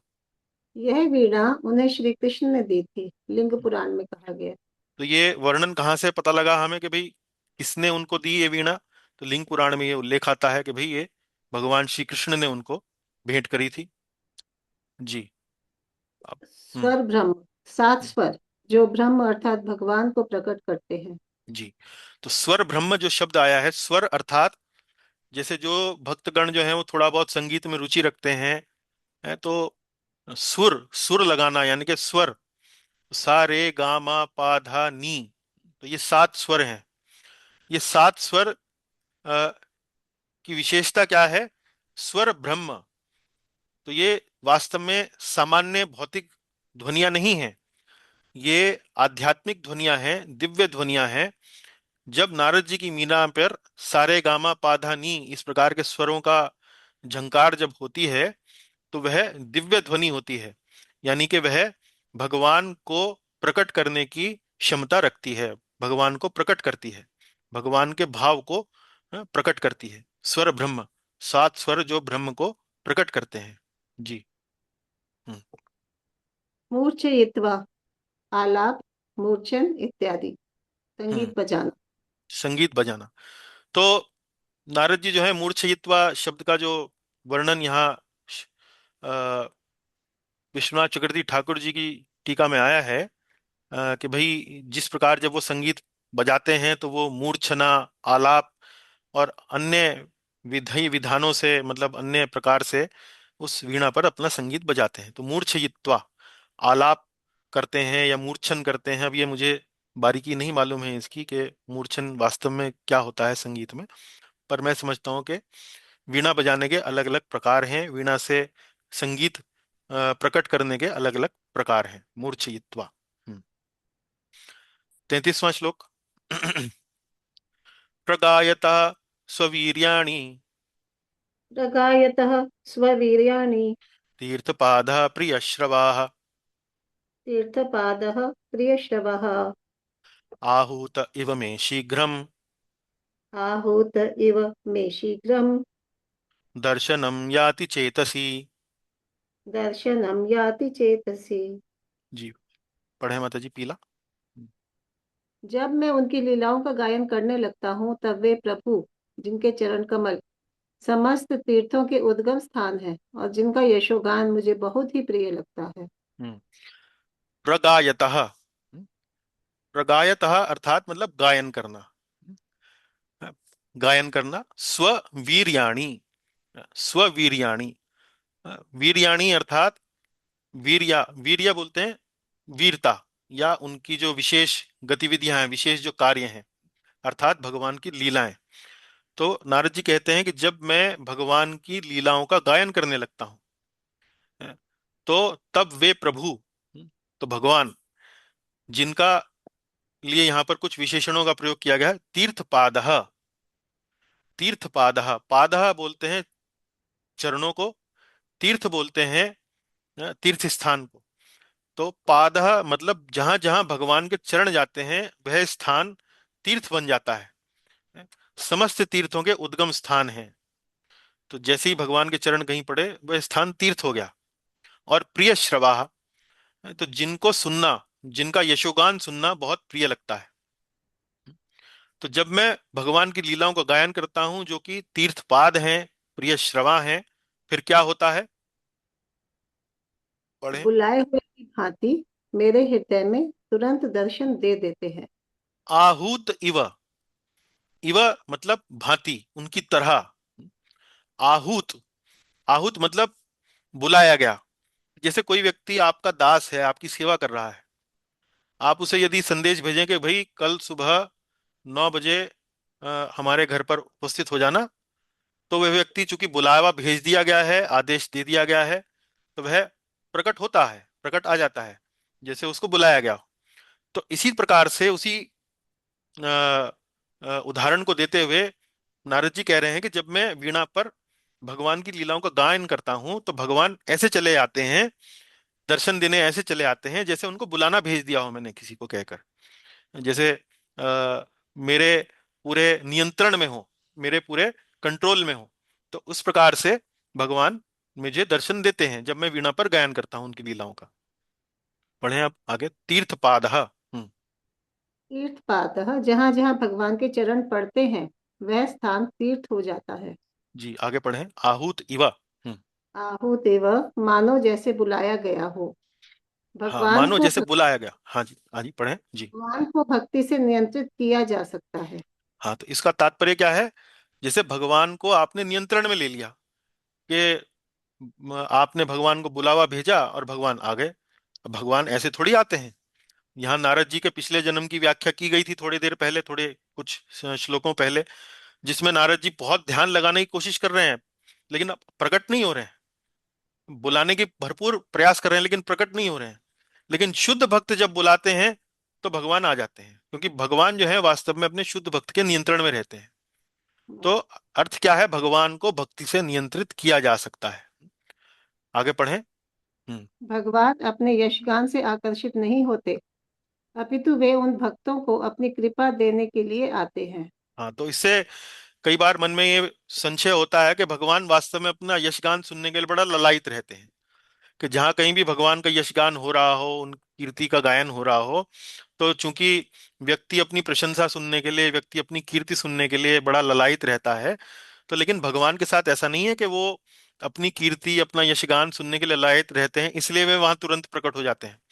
वास्तव में वे उस भक्त को अपनी कृपा देने के लिए वहां आते हैं, उस भक्त से प्रसन्न होते हैं और उस भक्त को अपनी कृपा देने के लिए वहां उपस्थित होते हैं। चलिए 34वां पढ़ेंगे। एतदातुर्य चित्तानाम एतद्ध्यातरचित्तानां मात्रा स्पर्शेच्छया मुहुः मात्रा स्पर्शेच्छया मुहुः भव सिंधु प्लवो दृष्टो भवसिन्धुप्लवो दृष्टो हरिचर्यानुवर्णनम। हरिचर्यानुवर्णनम्। जी पढ़ें लाल में। जिन लोगों का चित्त बार बार विषय भोग की कामना से आतुर होता है। एतद आतुर चित्तानाम, जिन लोगों का चित्त, एतद आतुर, आतुर होता है किस प्रकार से, किस कारण से, मात्रा स्पर्शत छया मुहु, मात्रा स्पर्शत छया मुहु। तो मात्रा बोलते हैं विषय वस्तुओं को।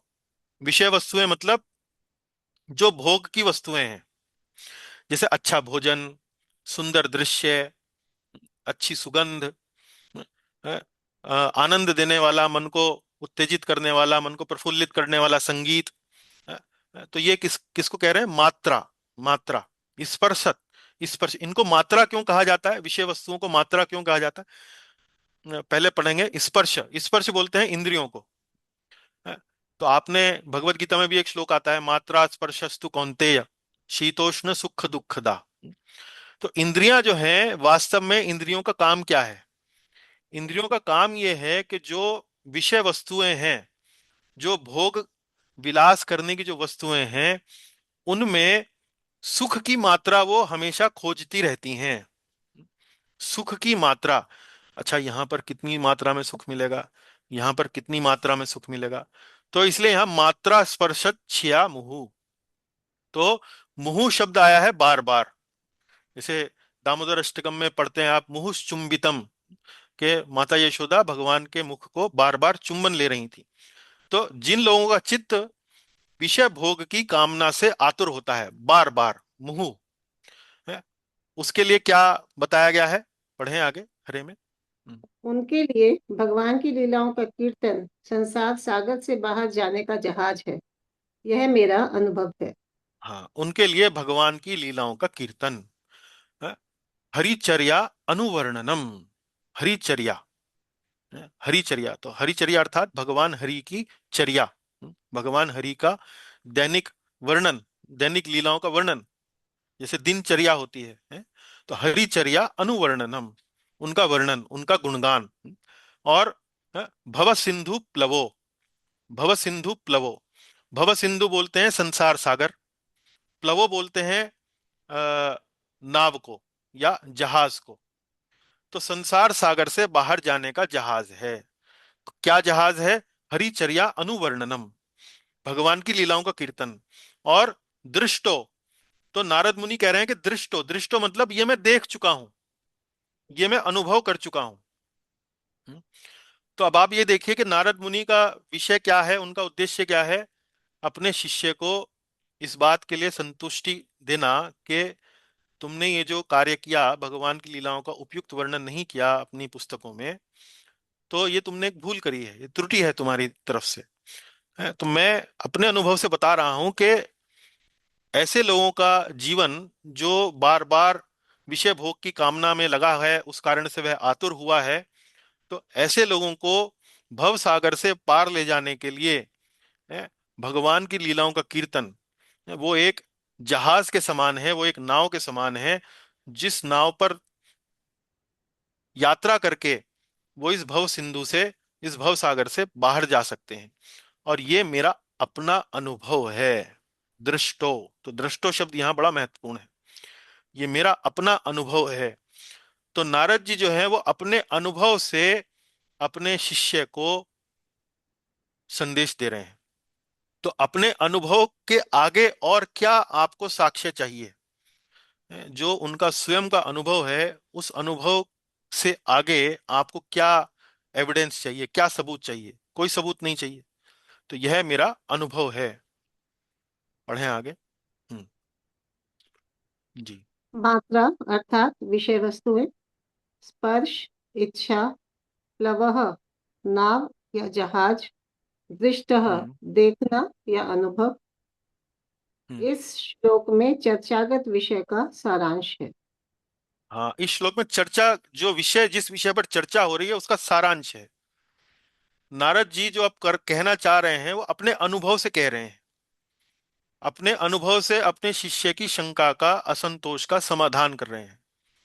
तो उससे बड़ा प्रमाण और क्या दे सकते हैं कि मैंने करके देखा है। जैसे कोई व्यक्ति, कोई माता है, अपनी पुत्री को भोजन बनाना सिखाती है, बोले 20 दफा तो मैं बना चुकी हूँ ऐसे रोटी, तेरे से क्यों नहीं बन रही? इस तरह से बेलन चलाओ, इस तरह से आटा लगाओ, पलोथन लगाओ, इतनी देर तवे पर इस तरफ रखो, इतनी देर तवे पर इस तरफ रखो, रोटी अच्छी बनेगी ही बनेगी। तुम्हारी क्यों नहीं बन रही है? संभवतः तुम जिस तरह से मैं बता रही हूं उस तरह से नहीं कर रही हो। तो इतने आत्म जिसे कहते हैं कि कॉन्फिडेंस के साथ, इतने कॉन्फिडेंस के साथ वो कैसे कह पा रहे हैं? क्योंकि ये उनका निजी अनुभव है। और अपने निजी अनुभव का हवाला देते हुए वे बता रहे हैं कि भाई तुम्हें अब क्या करना चाहिए। और फिर अगला पढ़ें। भगवत कीर्तन में समस्त कष्टों का निवारण उपस्थित है। यह श्री श्री नारद का निजी अनुभव है। इसके लिए अन्य कोई प्रमाण नहीं चाहिए।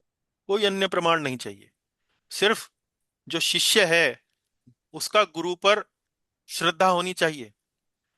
शिष्य डाउट ना करे कि भाई मेरे गुरुजी मेरा उल्लू तो नहीं बना रहे, मेरा बेवकूफ तो नहीं बना रहे। तो शिष्य के मन में ऐसा भाव होगा तो वो नहीं मानेगा अपने गुरुजन की बात। लेकिन यहाँ पर यदि शिष्य जो है वो गुरु से प्रभावित है या गुरु से सही मायने में उसके शरणागत है, तो जब गुरु इतने कॉन्फिडेंस के साथ जब उन्हें ये संदेश दे रहे हैं, तो तुरंत ही नारद जी जो है शिष्य जो है वो स्वीकार करेंगे, व्यासदेव जो है उसे स्वीकार करेंगे। जी। यमादिभिर योगपथै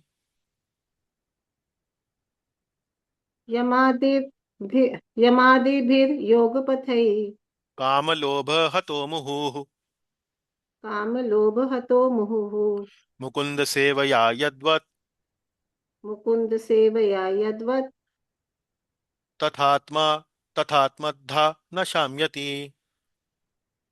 तथात्माथा न शाम्यति। जी, पढ़ें लाल वाला। काम और लोभ की चोट से बार बार घायल हुआ हृदय। हाँ, काम लोभो हतो मुहु। तो मुहु शब्द फिर से आ गया, मुहुश्चुंबितम, मुहु। काम लोभो हतो, हतो मतलब चोट खाया हुआ, घायल। काम और लोभ की चोट से बार बार घायल हुआ हृदय। ऐसा हृदय जो काम वासना और लोभ, ये जो वासना है, उसकी चोट से जब ये हृदय बार बार घायल होता है, तो फिर क्या होता है? पढ़ें हरे वाला। श्री कृष्ण सेवा से जैसी शांति का अनुभव करता है, वैसी शांति का अनुभव यम नियम आदि पढ़ें। योग मार्गों से नहीं मिल सकता। सॉरी, हाँ, अनुभव मुकुंद नहीं मिल से, सकता। हाँ, मुकुंद सेवया यदवत तथात्मा अद्धा न शाम्यति। यदवत, यद, यथा तथा, जैसे ऐसे वैसे, जैसे तैसे। तो ये ऐसे जैसे जैसे तैसे ये जो शब्द आते हैं, मतलब जैसे, है, काम लोभ हतो मुहु, काम और लोभ से घायल हुआ जो हृदय है, जैसे वो बार बार चोट से घायल हो जाता है, श्री कृष्ण सेवा से जैसी शांति का अनुभव करता है, श्री कृष्ण की सेवा से जैसी शांति का अनुभव करता है, वैसी शांति, यथा तथा, जैसी शांति वैसी शांति, यथा और तथा, यदवत तथा। श्री कृष्ण की सेवा से जैसी शांति का अनुभव करता है, वैसी शांति का अनुभव कहाँ नहीं मिलता है? यम आदिर्भिर योग पथई, यम नियम से, यम नियम आदि योग मार्गों से उसको नहीं मिल सकती।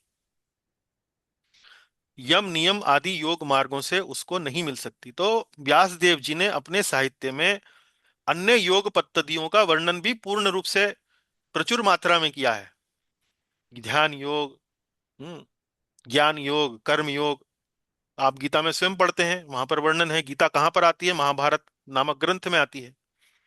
तो लेकिन गीता में इन सब का वर्णन करने के बाद भगवान विशेष रूप से स्पष्टीकरण करते हैं कि भगवत गीता जो है, भक्ति योग जो है, श्रेष्ठतम योग है। लेकिन इतना करने के बावजूद भी भगवत गीता की कई टीकाएं आपको ऐसी मिल जाएंगी जिसमें जो टीकाकार है उसको यही नहीं पता अभी तक कि कौन सा योग श्रेष्ठ है, इतना वर्णन करने के बावजूद भी। हम्म, तो वही बात यहाँ नारद जी व्यासदेव जी को कह रहे हैं कि भाई, आपको एकमात्र भक्ति योग का वर्णन पूर्ण रूप से ऐसे शब्दों में करना है कि किसी प्रकार की शंका शेष न रह जाए। तो श्री कृष्ण की सेवा की शांति का अनुभव, जैसे उसमें शांति का अनुभव होता है, वैसी शांति का अनुभव यम आदिर्भिर योग पथई न शाम्यति, ऐसी शांति का अनुभव उसमें नहीं हो पाता है।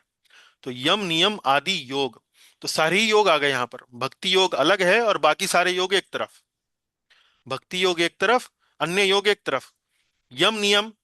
अब यम नियम सुनकर आपके मन में किस योग का धारणा आती है? यम नियम जो है वो किस योग के अंग हैं? अष्टांग। अष्टांग योग, अष्टांग। अष्टांग योग है ना। यम नियम, ध्यान है। आसन प्राणायाम, प्रत्याहार, धारण, ध्यान, समाधि, अष्ट अंग, 8 अंग हैं उसके अंदर। और अन्य योग मार्ग कौन से हैं? अन्य योग मार्ग हो गए ज्ञान मार्ग, ज्ञान योग और कर्म योग। इस प्रकार से अनेक प्रकार के योग मार्ग हैं। लेकिन जैसा शांति का अनुभव श्री कृष्ण की सेवा अर्थात भक्ति योग में है, शुद्ध भक्ति में है, वैसी शांति का अनुभव आपको अन्य नियमों में, अन्य योग मार्गों में नहीं मिलता है। अन्य योग मार्गों में भी आपको शांति का अनुभव मिलेगा, लेकिन शांति भी अलग अलग डिग्रियों में है। कम है, ज्यादा है, और श्रेष्ठ है, और श्रेष्ठ है। तो वही वर्णन यहाँ पर किया गया है। एक मिनट रुकिए जरा, इसको हम एनिमेशन में करेंगे।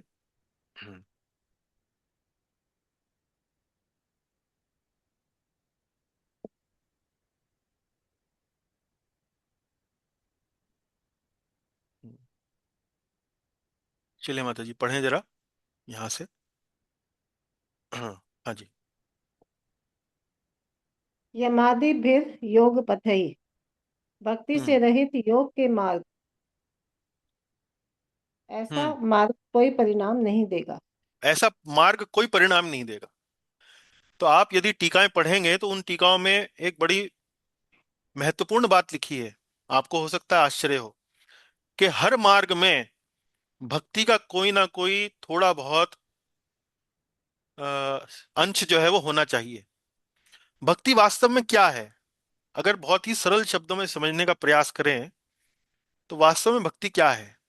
भक्ति वास्तव में है अपनी भावनाओं को अ, मिलाना, अपनी भावनाओं से कोई योग करना। कोई भी योग कार्य यदि आप कर रहे हैं, यदि आप अपनी भावना उसमें मिलाते हैं तो वास्तव में भक्ति का मिलान आप उसके अंदर कर रहे हैं। जैसे कई बार, जैसे हम बालकपन में या बचपन में जब हम छोटे थे, हम स्कूल कॉलेज में जाया करते, स्कूल में जाया करते, तो हमारे माता पिता कहते बेटे पढ़ना, लेकिन मन लगा के पढ़ना। तो एक व्यक्ति पढ़ता है यांत्रिक रूप से, एक व्यक्ति मन लगा के पढ़ता है। मन लगा के पढ़ना मतलब वो अपनी भावनाओं को उसमें निवेश करता है, अपने इमोशंस को उसमें निवेश करता है। तो भक्ति से रहित योग के मार्ग, मान लीजिए कर्म योग भी आप कर रहे हैं लेकिन मन मिलाकर कर रहे हैं, भावनाओं को मिलाकर कर रहे हैं, तो एक प्रकार से आप ये समझिए कि आपने अपने कर्म योग में थोड़ा भक्ति का मिलावट किया है, भक्ति का अंश उसके अंदर पहुंचाया है। तो कोई भी योग मार्ग यदि उसमें भक्ति का मिश्रण नहीं होगा तो वो भी आपको कोई परिणाम नहीं दे सकता है। यम आदिर भीर योग पथई, इसीलिए जैसे कई बार हम मिश्रित भक्ति की बात करते हैं, ज्ञान मिश्रित भक्ति, कर्म मिश्रित भक्ति। इसमें क्या है कि इसमें भक्ति जो है वो प्रधान है, उसके अंदर ज्ञान और कर्म का मिश्रण आ गया है, तो ये मिश्रित भक्ति है। लेकिन उसके विपरीत भक्ति मिश्रित कर्म या भक्ति मिश्रित ज्ञान, इसमें कर्म और ज्ञान जो है वो वास्तव में प्रधान है, उसमें हमने थोड़ा सा कर्म मिला दिया, उसमें हमने थोड़ी सी भक्ति मिला दी। इस प्रकार से हम उसको समझ सकते हैं, भक्ति मिश्रित कर्म, भक्ति मिश्रित ज्ञान। जैसे हम बोलते हैं दाल में कुछ काला पड़ा हुआ है या काले में कुछ दाल पड़ी हुई है, तो उस दृष्टि से मैं समझाने का प्रयास कर रहा हूं। लेकिन मिश्रित का मतलब यह है कि वो पूर्ण रूप से शुद्ध नहीं है। तो जो शुद्ध भक्ति है, शुद्ध भक्ति का परिणाम क्या मिलता है? शुद्ध भक्ति का परिणाम मिलता है प्रेम, भगवत प्रेम। लेकिन जो मिश्रित भक्ति है उसमें मिश्रण की मात्रा के अनुपात में आपको परिणाम मिलता है। यदि उसमें भक्ति की मिश्रण जो है वो थोड़ा अल्प मात्रा में है तो आप अधिक से अधिक आपका मोक्ष हो जाएगा, मुक्ति हो जाएगी। यदि उसमें भक्ति की मात्रा थोड़ी ज्यादा है तो समझ लीजिए कि आप संभवतः शांत रस में आपकी मुक्ति हो जाएगी।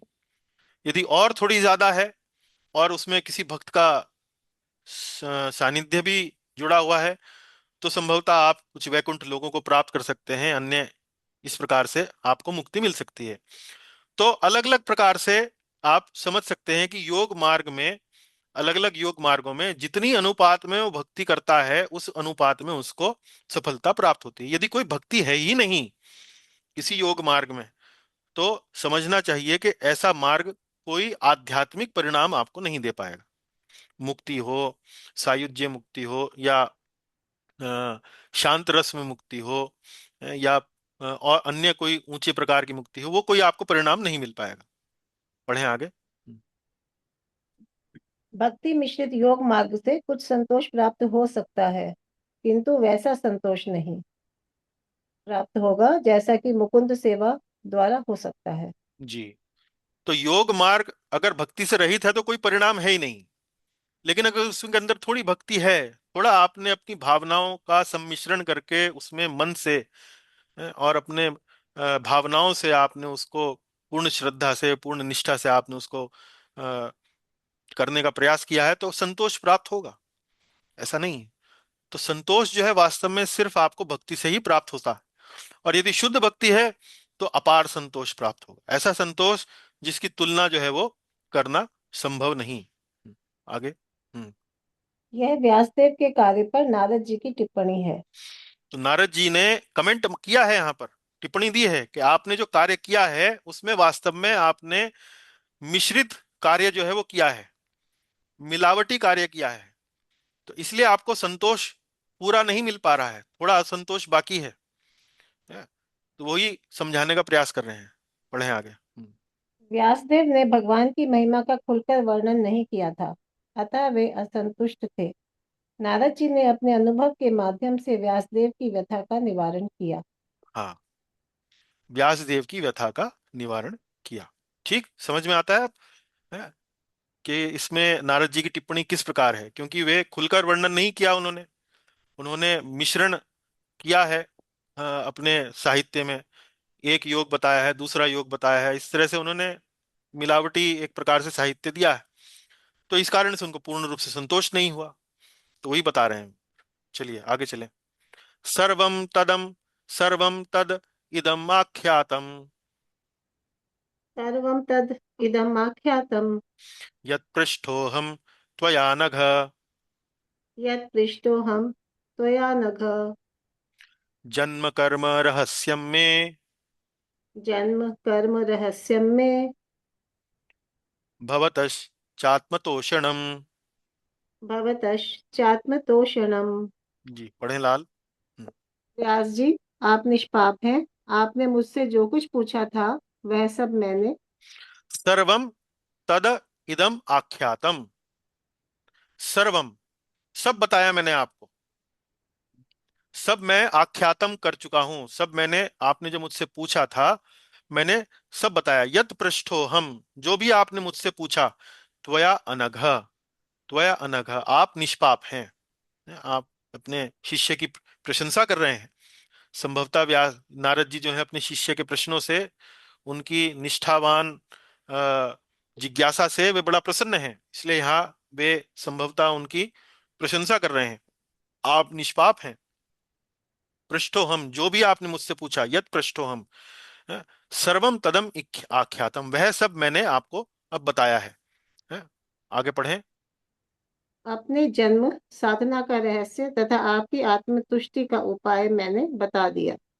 जन्म कर्म रहस्यम में भवतः च आत्म तोषणम, भवतः च आत्म तोषणम, भवता बोलते हैं आपके, आत्म तोषणम, च मतलब और, मेरे जन्म का रहस्य क्या है, मेरे कर्म का रहस्य क्या है आपका जो आत्म संतोष का जो एक जो समस्या आप अनुभव कर रहे थे, उसका क्या उपाय है, वो सब मैंने आपको बताया है।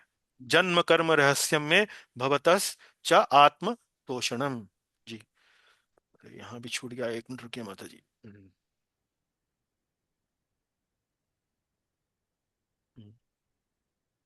जी पढ़ें आप बारी बारी से। जी। सर्वम सब कुछ बता दिया है। सब कुछ बता दिया है।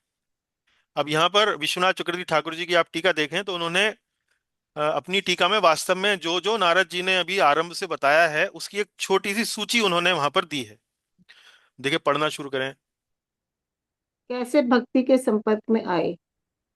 तो नारद जी ने बताया कि कैसे भक्ति के संपर्क में आए। वो तो दासी के पुत्र थे, हैं? चार वेदवादी ब्राह्मण जो उनके घर में आए, उनकी सेवा शुश्रूषा करने के लिए भक्ति के संपर्क में आ गए।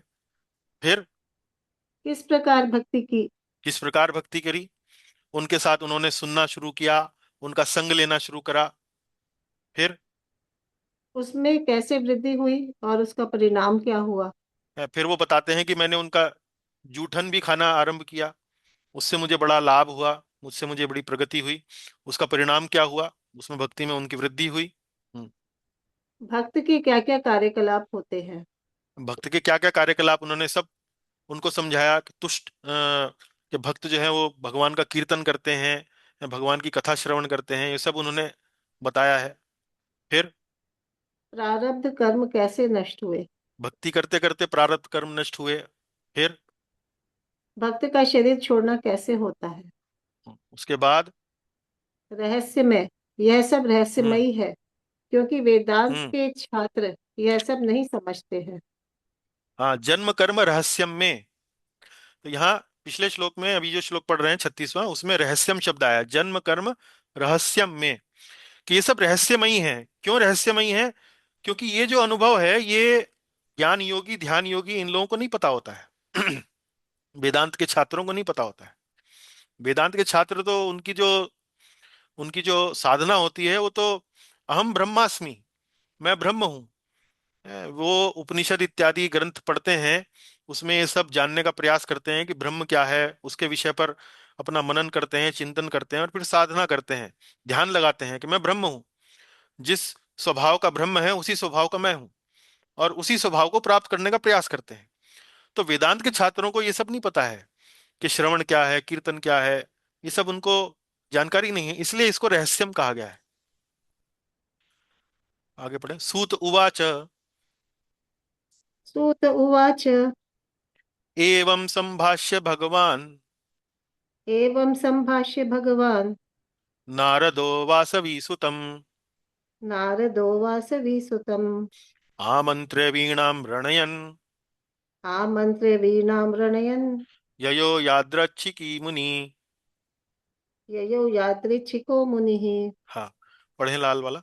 सूत गोस्वामी कहते हैं, हे ऋषियों, देवर्षि नारद ने इस प्रकार कहकर व्यासदेव से। हम्म सूत उवाचा, सूत गोस्वामी कहते हैं। अब ये जो चर्चा चल रही है नारद जी की और व्यास देव जी की, उस चर्चा से बाहर आए, मूल चर्चा में आ जाएं। पहली जो चर्चा है, सर्वप्रथम चर्चा जो भागवतम में हो रही है, वो सूत गोस्वामी और नैमिषारण्य ऋषियों में हो रही है। उस चर्चा में अब पुनः लौट कर अब सूत गोस्वामी जी नैमिषारण्य ऋषियों से क्या कह रहे हैं। हे ऋषियों, हाँ, देवर्षि नारद इस प्रकार कहकर व्यास देव से वासवी सुतम, वासवी, वासवी जो है, जहां तक मुझे ध्यान पड़ता है, ये अ, मछुआरे की लड़की, या मछुआरी, उसके लिए शायद संभवतः ये आता है यहाँ पर, मछुआरा। तो वासवी यानी कि सत्यवती। व्यासदेव जी की माता जी, तो वो एक फिशरमैन की पुत्री थी, एक मछुआरे की पुत्री थी, तो वासवी सुतम। तो मछुआरे की पुत्री, संभवतः ये वासवी शब्द इसलिए आया यहाँ पर। सुतम अर्थात उनके पुत्र थे। तो एवं संभाष्य, इस प्रकार कहकर, भगवान नारदो, नारद जी के लिए भगवान शब्द आया है, क्योंकि वह भगवान के शक्त्यावेश अवतार है। भगवान नारदो वासवी सुतम, उन्होंने क्या किया, व्यास देव जी से क्या किया, पढ़े माता जी। अनुमति ली और वीणा बजाते हुए स्वच्छंद विचरण करने के लिए वे चल पड़े। आमंत्र्य, आमंत्र्य अर्थात उन्होंने अनुमति ली। वीणान, वीणाम रणयन, वीणा बजाते हुए, नारायण नारायण है। ययो यादृच्छिकी, यादृच्छिको मुनि, ययो यादृच्छिको मुनि, स्वच्छंद विचरण करने के लिए वे चल पड़े। स्वच्छंद विचरण, यादृच्छिको। तो यादृच्छिको जो ये शब्द है, ये इस पर विश्वनाथ चक्रवर्ती ठाकुर जी ने यहाँ पर बड़ा वर्णन दिया है, यादृच्छिक। ये शब्द कई बार भक्ति के जो साहित्य पढ़ा, यादृच्छिक वास्तव में शब्द के बारे में आप जानते हैं। आपने भक्ति की परिभाषा में विशेष रूप से भागवत में जो भक्ति की परिभाषा है, उसमें बता पढ़ा है। तो यादृच्छिक शब्द का अर्थ है अहेतुकी। अहेतुकी अर्थात बिना किसी भौतिक इच्छा के, यादृच्छिकी। तो नारद जी का जो विचरण है, नारद जी का जो भी कार्य है, वो यादृच्छिकी है। भक्ति जो है वास्तव में यादृच्छिकी होती है। यादृच्छिकी अर्थात बिना किसी हेतु के, बिना किसी भौतिक कारण के, केवल भगवान की प्रसन्नता के लिए। तो इसी प्रकार का भाव जो है वो नारद मुनि का भी है। पढ़े आप। आमंत्रे अर्थात विदा लेना। हम्म यादृच्छिकः अहेतु। हम्म नारद जी का विचरण अहेतुक होता है। बिना किसी हेतु के है। आगे पढ़े। भक्ति यादृच्छिकी होती है, इसी प्रकार भक्त भी। हम्म भक्ति यादृच्छिक ही होती है। भक्ति जब हम करते हैं तो बिना किसी हेतु के करते हैं। इसी प्रकार भक्त भी यादृच्छिक ही होता है, उस शुद्ध भक्त विशेष रूप से है। उसके बाद पढ़ें अगला। नारद का व्यासदेव को का संग भी यादृच्छिक था। हाँ, नारद जी जो है तुरंत जो है वो व्यासदेव के पास आए, प्रकट हुए, उनको अपना संग दिया, उनको अपना एक प्रकार से सहायता करी उनकी। तो ये सब यादृच्छिक ही था, उनका कोई हेतु नहीं था, केवल भगवान की सेवा का भाव था और कुछ नहीं था। जी। चलिए माता जी, अब अंत में आ गए हम, अंतिम श्लोक में है 38वां श्लोक। अहो देवर्षिर्धन्यो हम ओ देवर्षिर्धन्योऽयं यत्कीर्तिं शार्ङ्ग धन्वता धन्वनाः यत्कीर्तिं शार्ङ्गधन्वनः गायन्माद्यनि गान्यमाद्यनिदं तन्त्र्या गायन्माद्यन् इदं तन्त्र्या रमयत्यातुरं जगत्। रमयत्यातुरं जगत्। पढ़ें लाल वाला। आहा, ये देवर्षि नारद धन्य है, क्योंकि ये शारंग पाणी भगवान की कीर्ति को। हम्म। अहो देवर्षिर धन्यो हम, आप धन्य हैं। ये अब कौन बोल रहे हैं? ये चर्चा कर रहे हैं सूत गोस्वामी। सूत गोस्वामी देवर्षि नारद जी की गुणगान कर रहे हैं। अहो देवर्षिर धन्यो हम, धन्योयम यद कीर्तिम शार्ंग धन्वता, क्योंकि ये शार्ंग पाणी भगवान की कीर्ति को। शार्ंग पाणी किसको बोलते हैं? शार्ंग बोलते हैं भगवान के धनुष को। भगवान श्री कृष्ण के धनुष का नाम क्या है? शार्ंग। पाणी अर्थात हाथ। तो भगवान श्री कृष्ण जिन्होंने अपने हाथों में शारंग धनुष धारण किया है, क्योंकि ये शारंग पाणी भगवान की कीर्ति को क्या करते हैं? पढ़ें आगे। अपनी वीणा अर्थात तंत्र्या पर गा गाकर स्वयं तो आनंद मग्न होते ही हैं, हम्म। साथ साथ इस त्रिताप तप्त जगत को भी आनंदित करते रहते हैं। हाँ, गायनम, गायन, गायन माद्यन, माद्यन इदम तंत्र्या। माद्यन बोलते हैं आनंद, गायन बोलते हैं गाने को। इदम तंत्र्या, तंत्र्या जो है वो वीणा के लिए आया है, तंत्र्या। इस वीणा पर रमयत्या, रमयत्या रमति, रमयति, है, रमयति अर्थात आनंदित करते हैं किसको? आतुरम जगत, जो इस जगत में जो आतुर व्यक्ति हैं, जो इस त्रिताप से तप्त जगत में जो आतुर लोग हैं, उनको भी आनंदित करते हैं अपनी वीणा के माध्यम से। तो ये अ, आज की कक्षा का एक प्रकार से समापन है, विश्राम है। तो ग्रंथराज श्रीमद् भागवतम की जय, शिला प्रभुपाद जी की जय, शिला विश्वनाथ चक्रवर्ती ठाकुर प्रभुपाद जी की जय, शिला श्रीधर स्वामी जी की जय। आपका कोई प्रश्न है, कोई टिप्पणी है तो हम चर्चा कर सकते हैं। जी, बहुत बहुत प्रभु धन्यवाद। जी, प्रभु जी, दो प्रश्न है। जी पूछें। आपने बताया ना शारंग धन्वना, तो भगवान कृष्ण के हाथ में तो धनुष हमने देखा नहीं किसी चित्र में। हाँ वो तो है। शारंग धनवना, हाँ जी, देखा तो नहीं है अब, लेकिन सुनने में तो ये आता है कि उनके धनुष का नाम शारंग है। अब चूंकि अच्छा, धनुष उन्होंने पकड़ा नहीं है, हमने चित्र नहीं देखा, तो मैं उसका आपको आ, कैसे। शारंग पाणी भगवान राम के लिए तो है, हम्म। धनुषधारी है ना। So, Prabhuji, there is a shloka, hmm. the Panchayata Shloka in this thing, after Vishnu Sahasranama, which says, Purasarasa Sigadevaram, Sudarshanam Bhaskara Godizulam, Suradvisham Prana Vinasi Vishnu, Chakram Sadaham Chanam Prabhade, Hiranmayi Mere Samana Saram, Kaumadikim Taita Kuleke Hantrim, Vaikunda Mavagara, Garavi Vishtam, Gadab Sadaham Chanam Prabhade, Tapchoswanam Kadoganda, Charangam Sadaham Chanam Prabhade. See, this is शारंगम the सदा। Panchayata Sutra is there.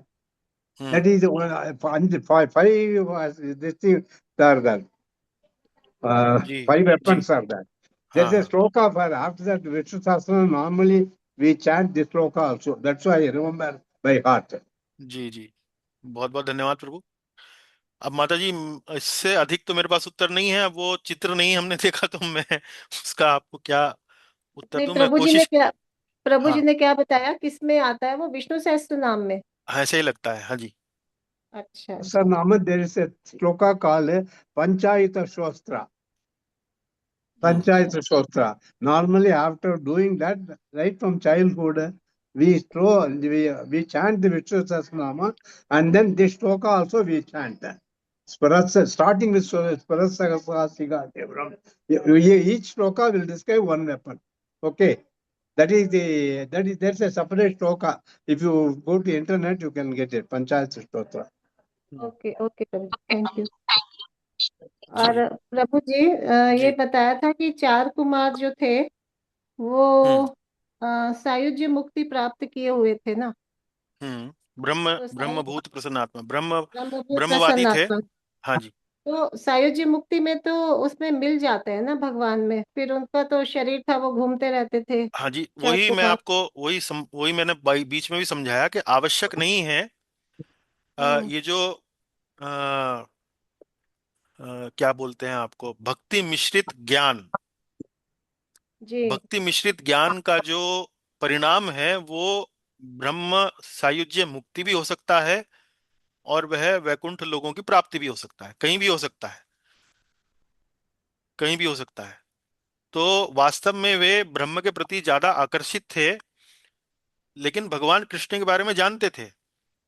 तो लेकिन एक बार जब उन्होंने भगवान के चरणों पे अर्पित तुलसी के पत्र की जब गंध सूंघी, तब उनका हृदय परिवर्तन हुआ। तो जी ऐसा जी। नहीं है कि जो ज्ञान मार्ग पे हैं या जो एक प्रकार से अ, वो उनकी जो परिणाम है, जो उनकी गति है, वो केवल और केवल निर्विशेष ब्रह्म में ही लीन हो जाना है, ऐसा नहीं है। वो उसका अलग अलग वेरिएशन है, निर्भर करता है उनकी चेतना पर, उसमें भक्ति का मिलान उनकी अ, साधना में कितना है। जी। हम्म, ठीक है, तो वो वैकुंठ लोकों में सब मतलब आध्यात्मिक लोकों में घूमते थे 4 अब कुमार। ये थोड़ा डिटेल पूछ रही हैं आप, मैं मतलब इस पर कोई बहुत स्पष्ट उत्तर तो अभी तो नहीं दे पाऊंगा, जब थोड़ा और अध्ययन कर लेंगे तो शायद आपको बता सकें, पर मैंने जी जनरल थोड़ा प्रिंसिपल आपको बताया हाँ है। जी जी, ठीक है प्रभु जी, हरे कृष्ण, थैंक यू। जी। जी, अन्य कोई टॉपिक, अन्य कोई टिप्पणी?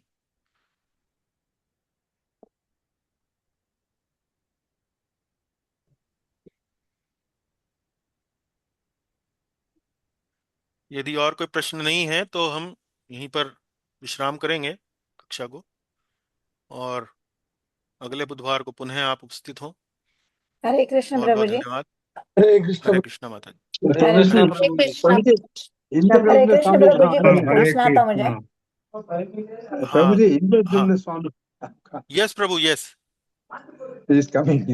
या वी नो या we probably unfortunately may not be available in Bangalore those times, so we और might इसका miss his कांटा खरीद association. लाया जी।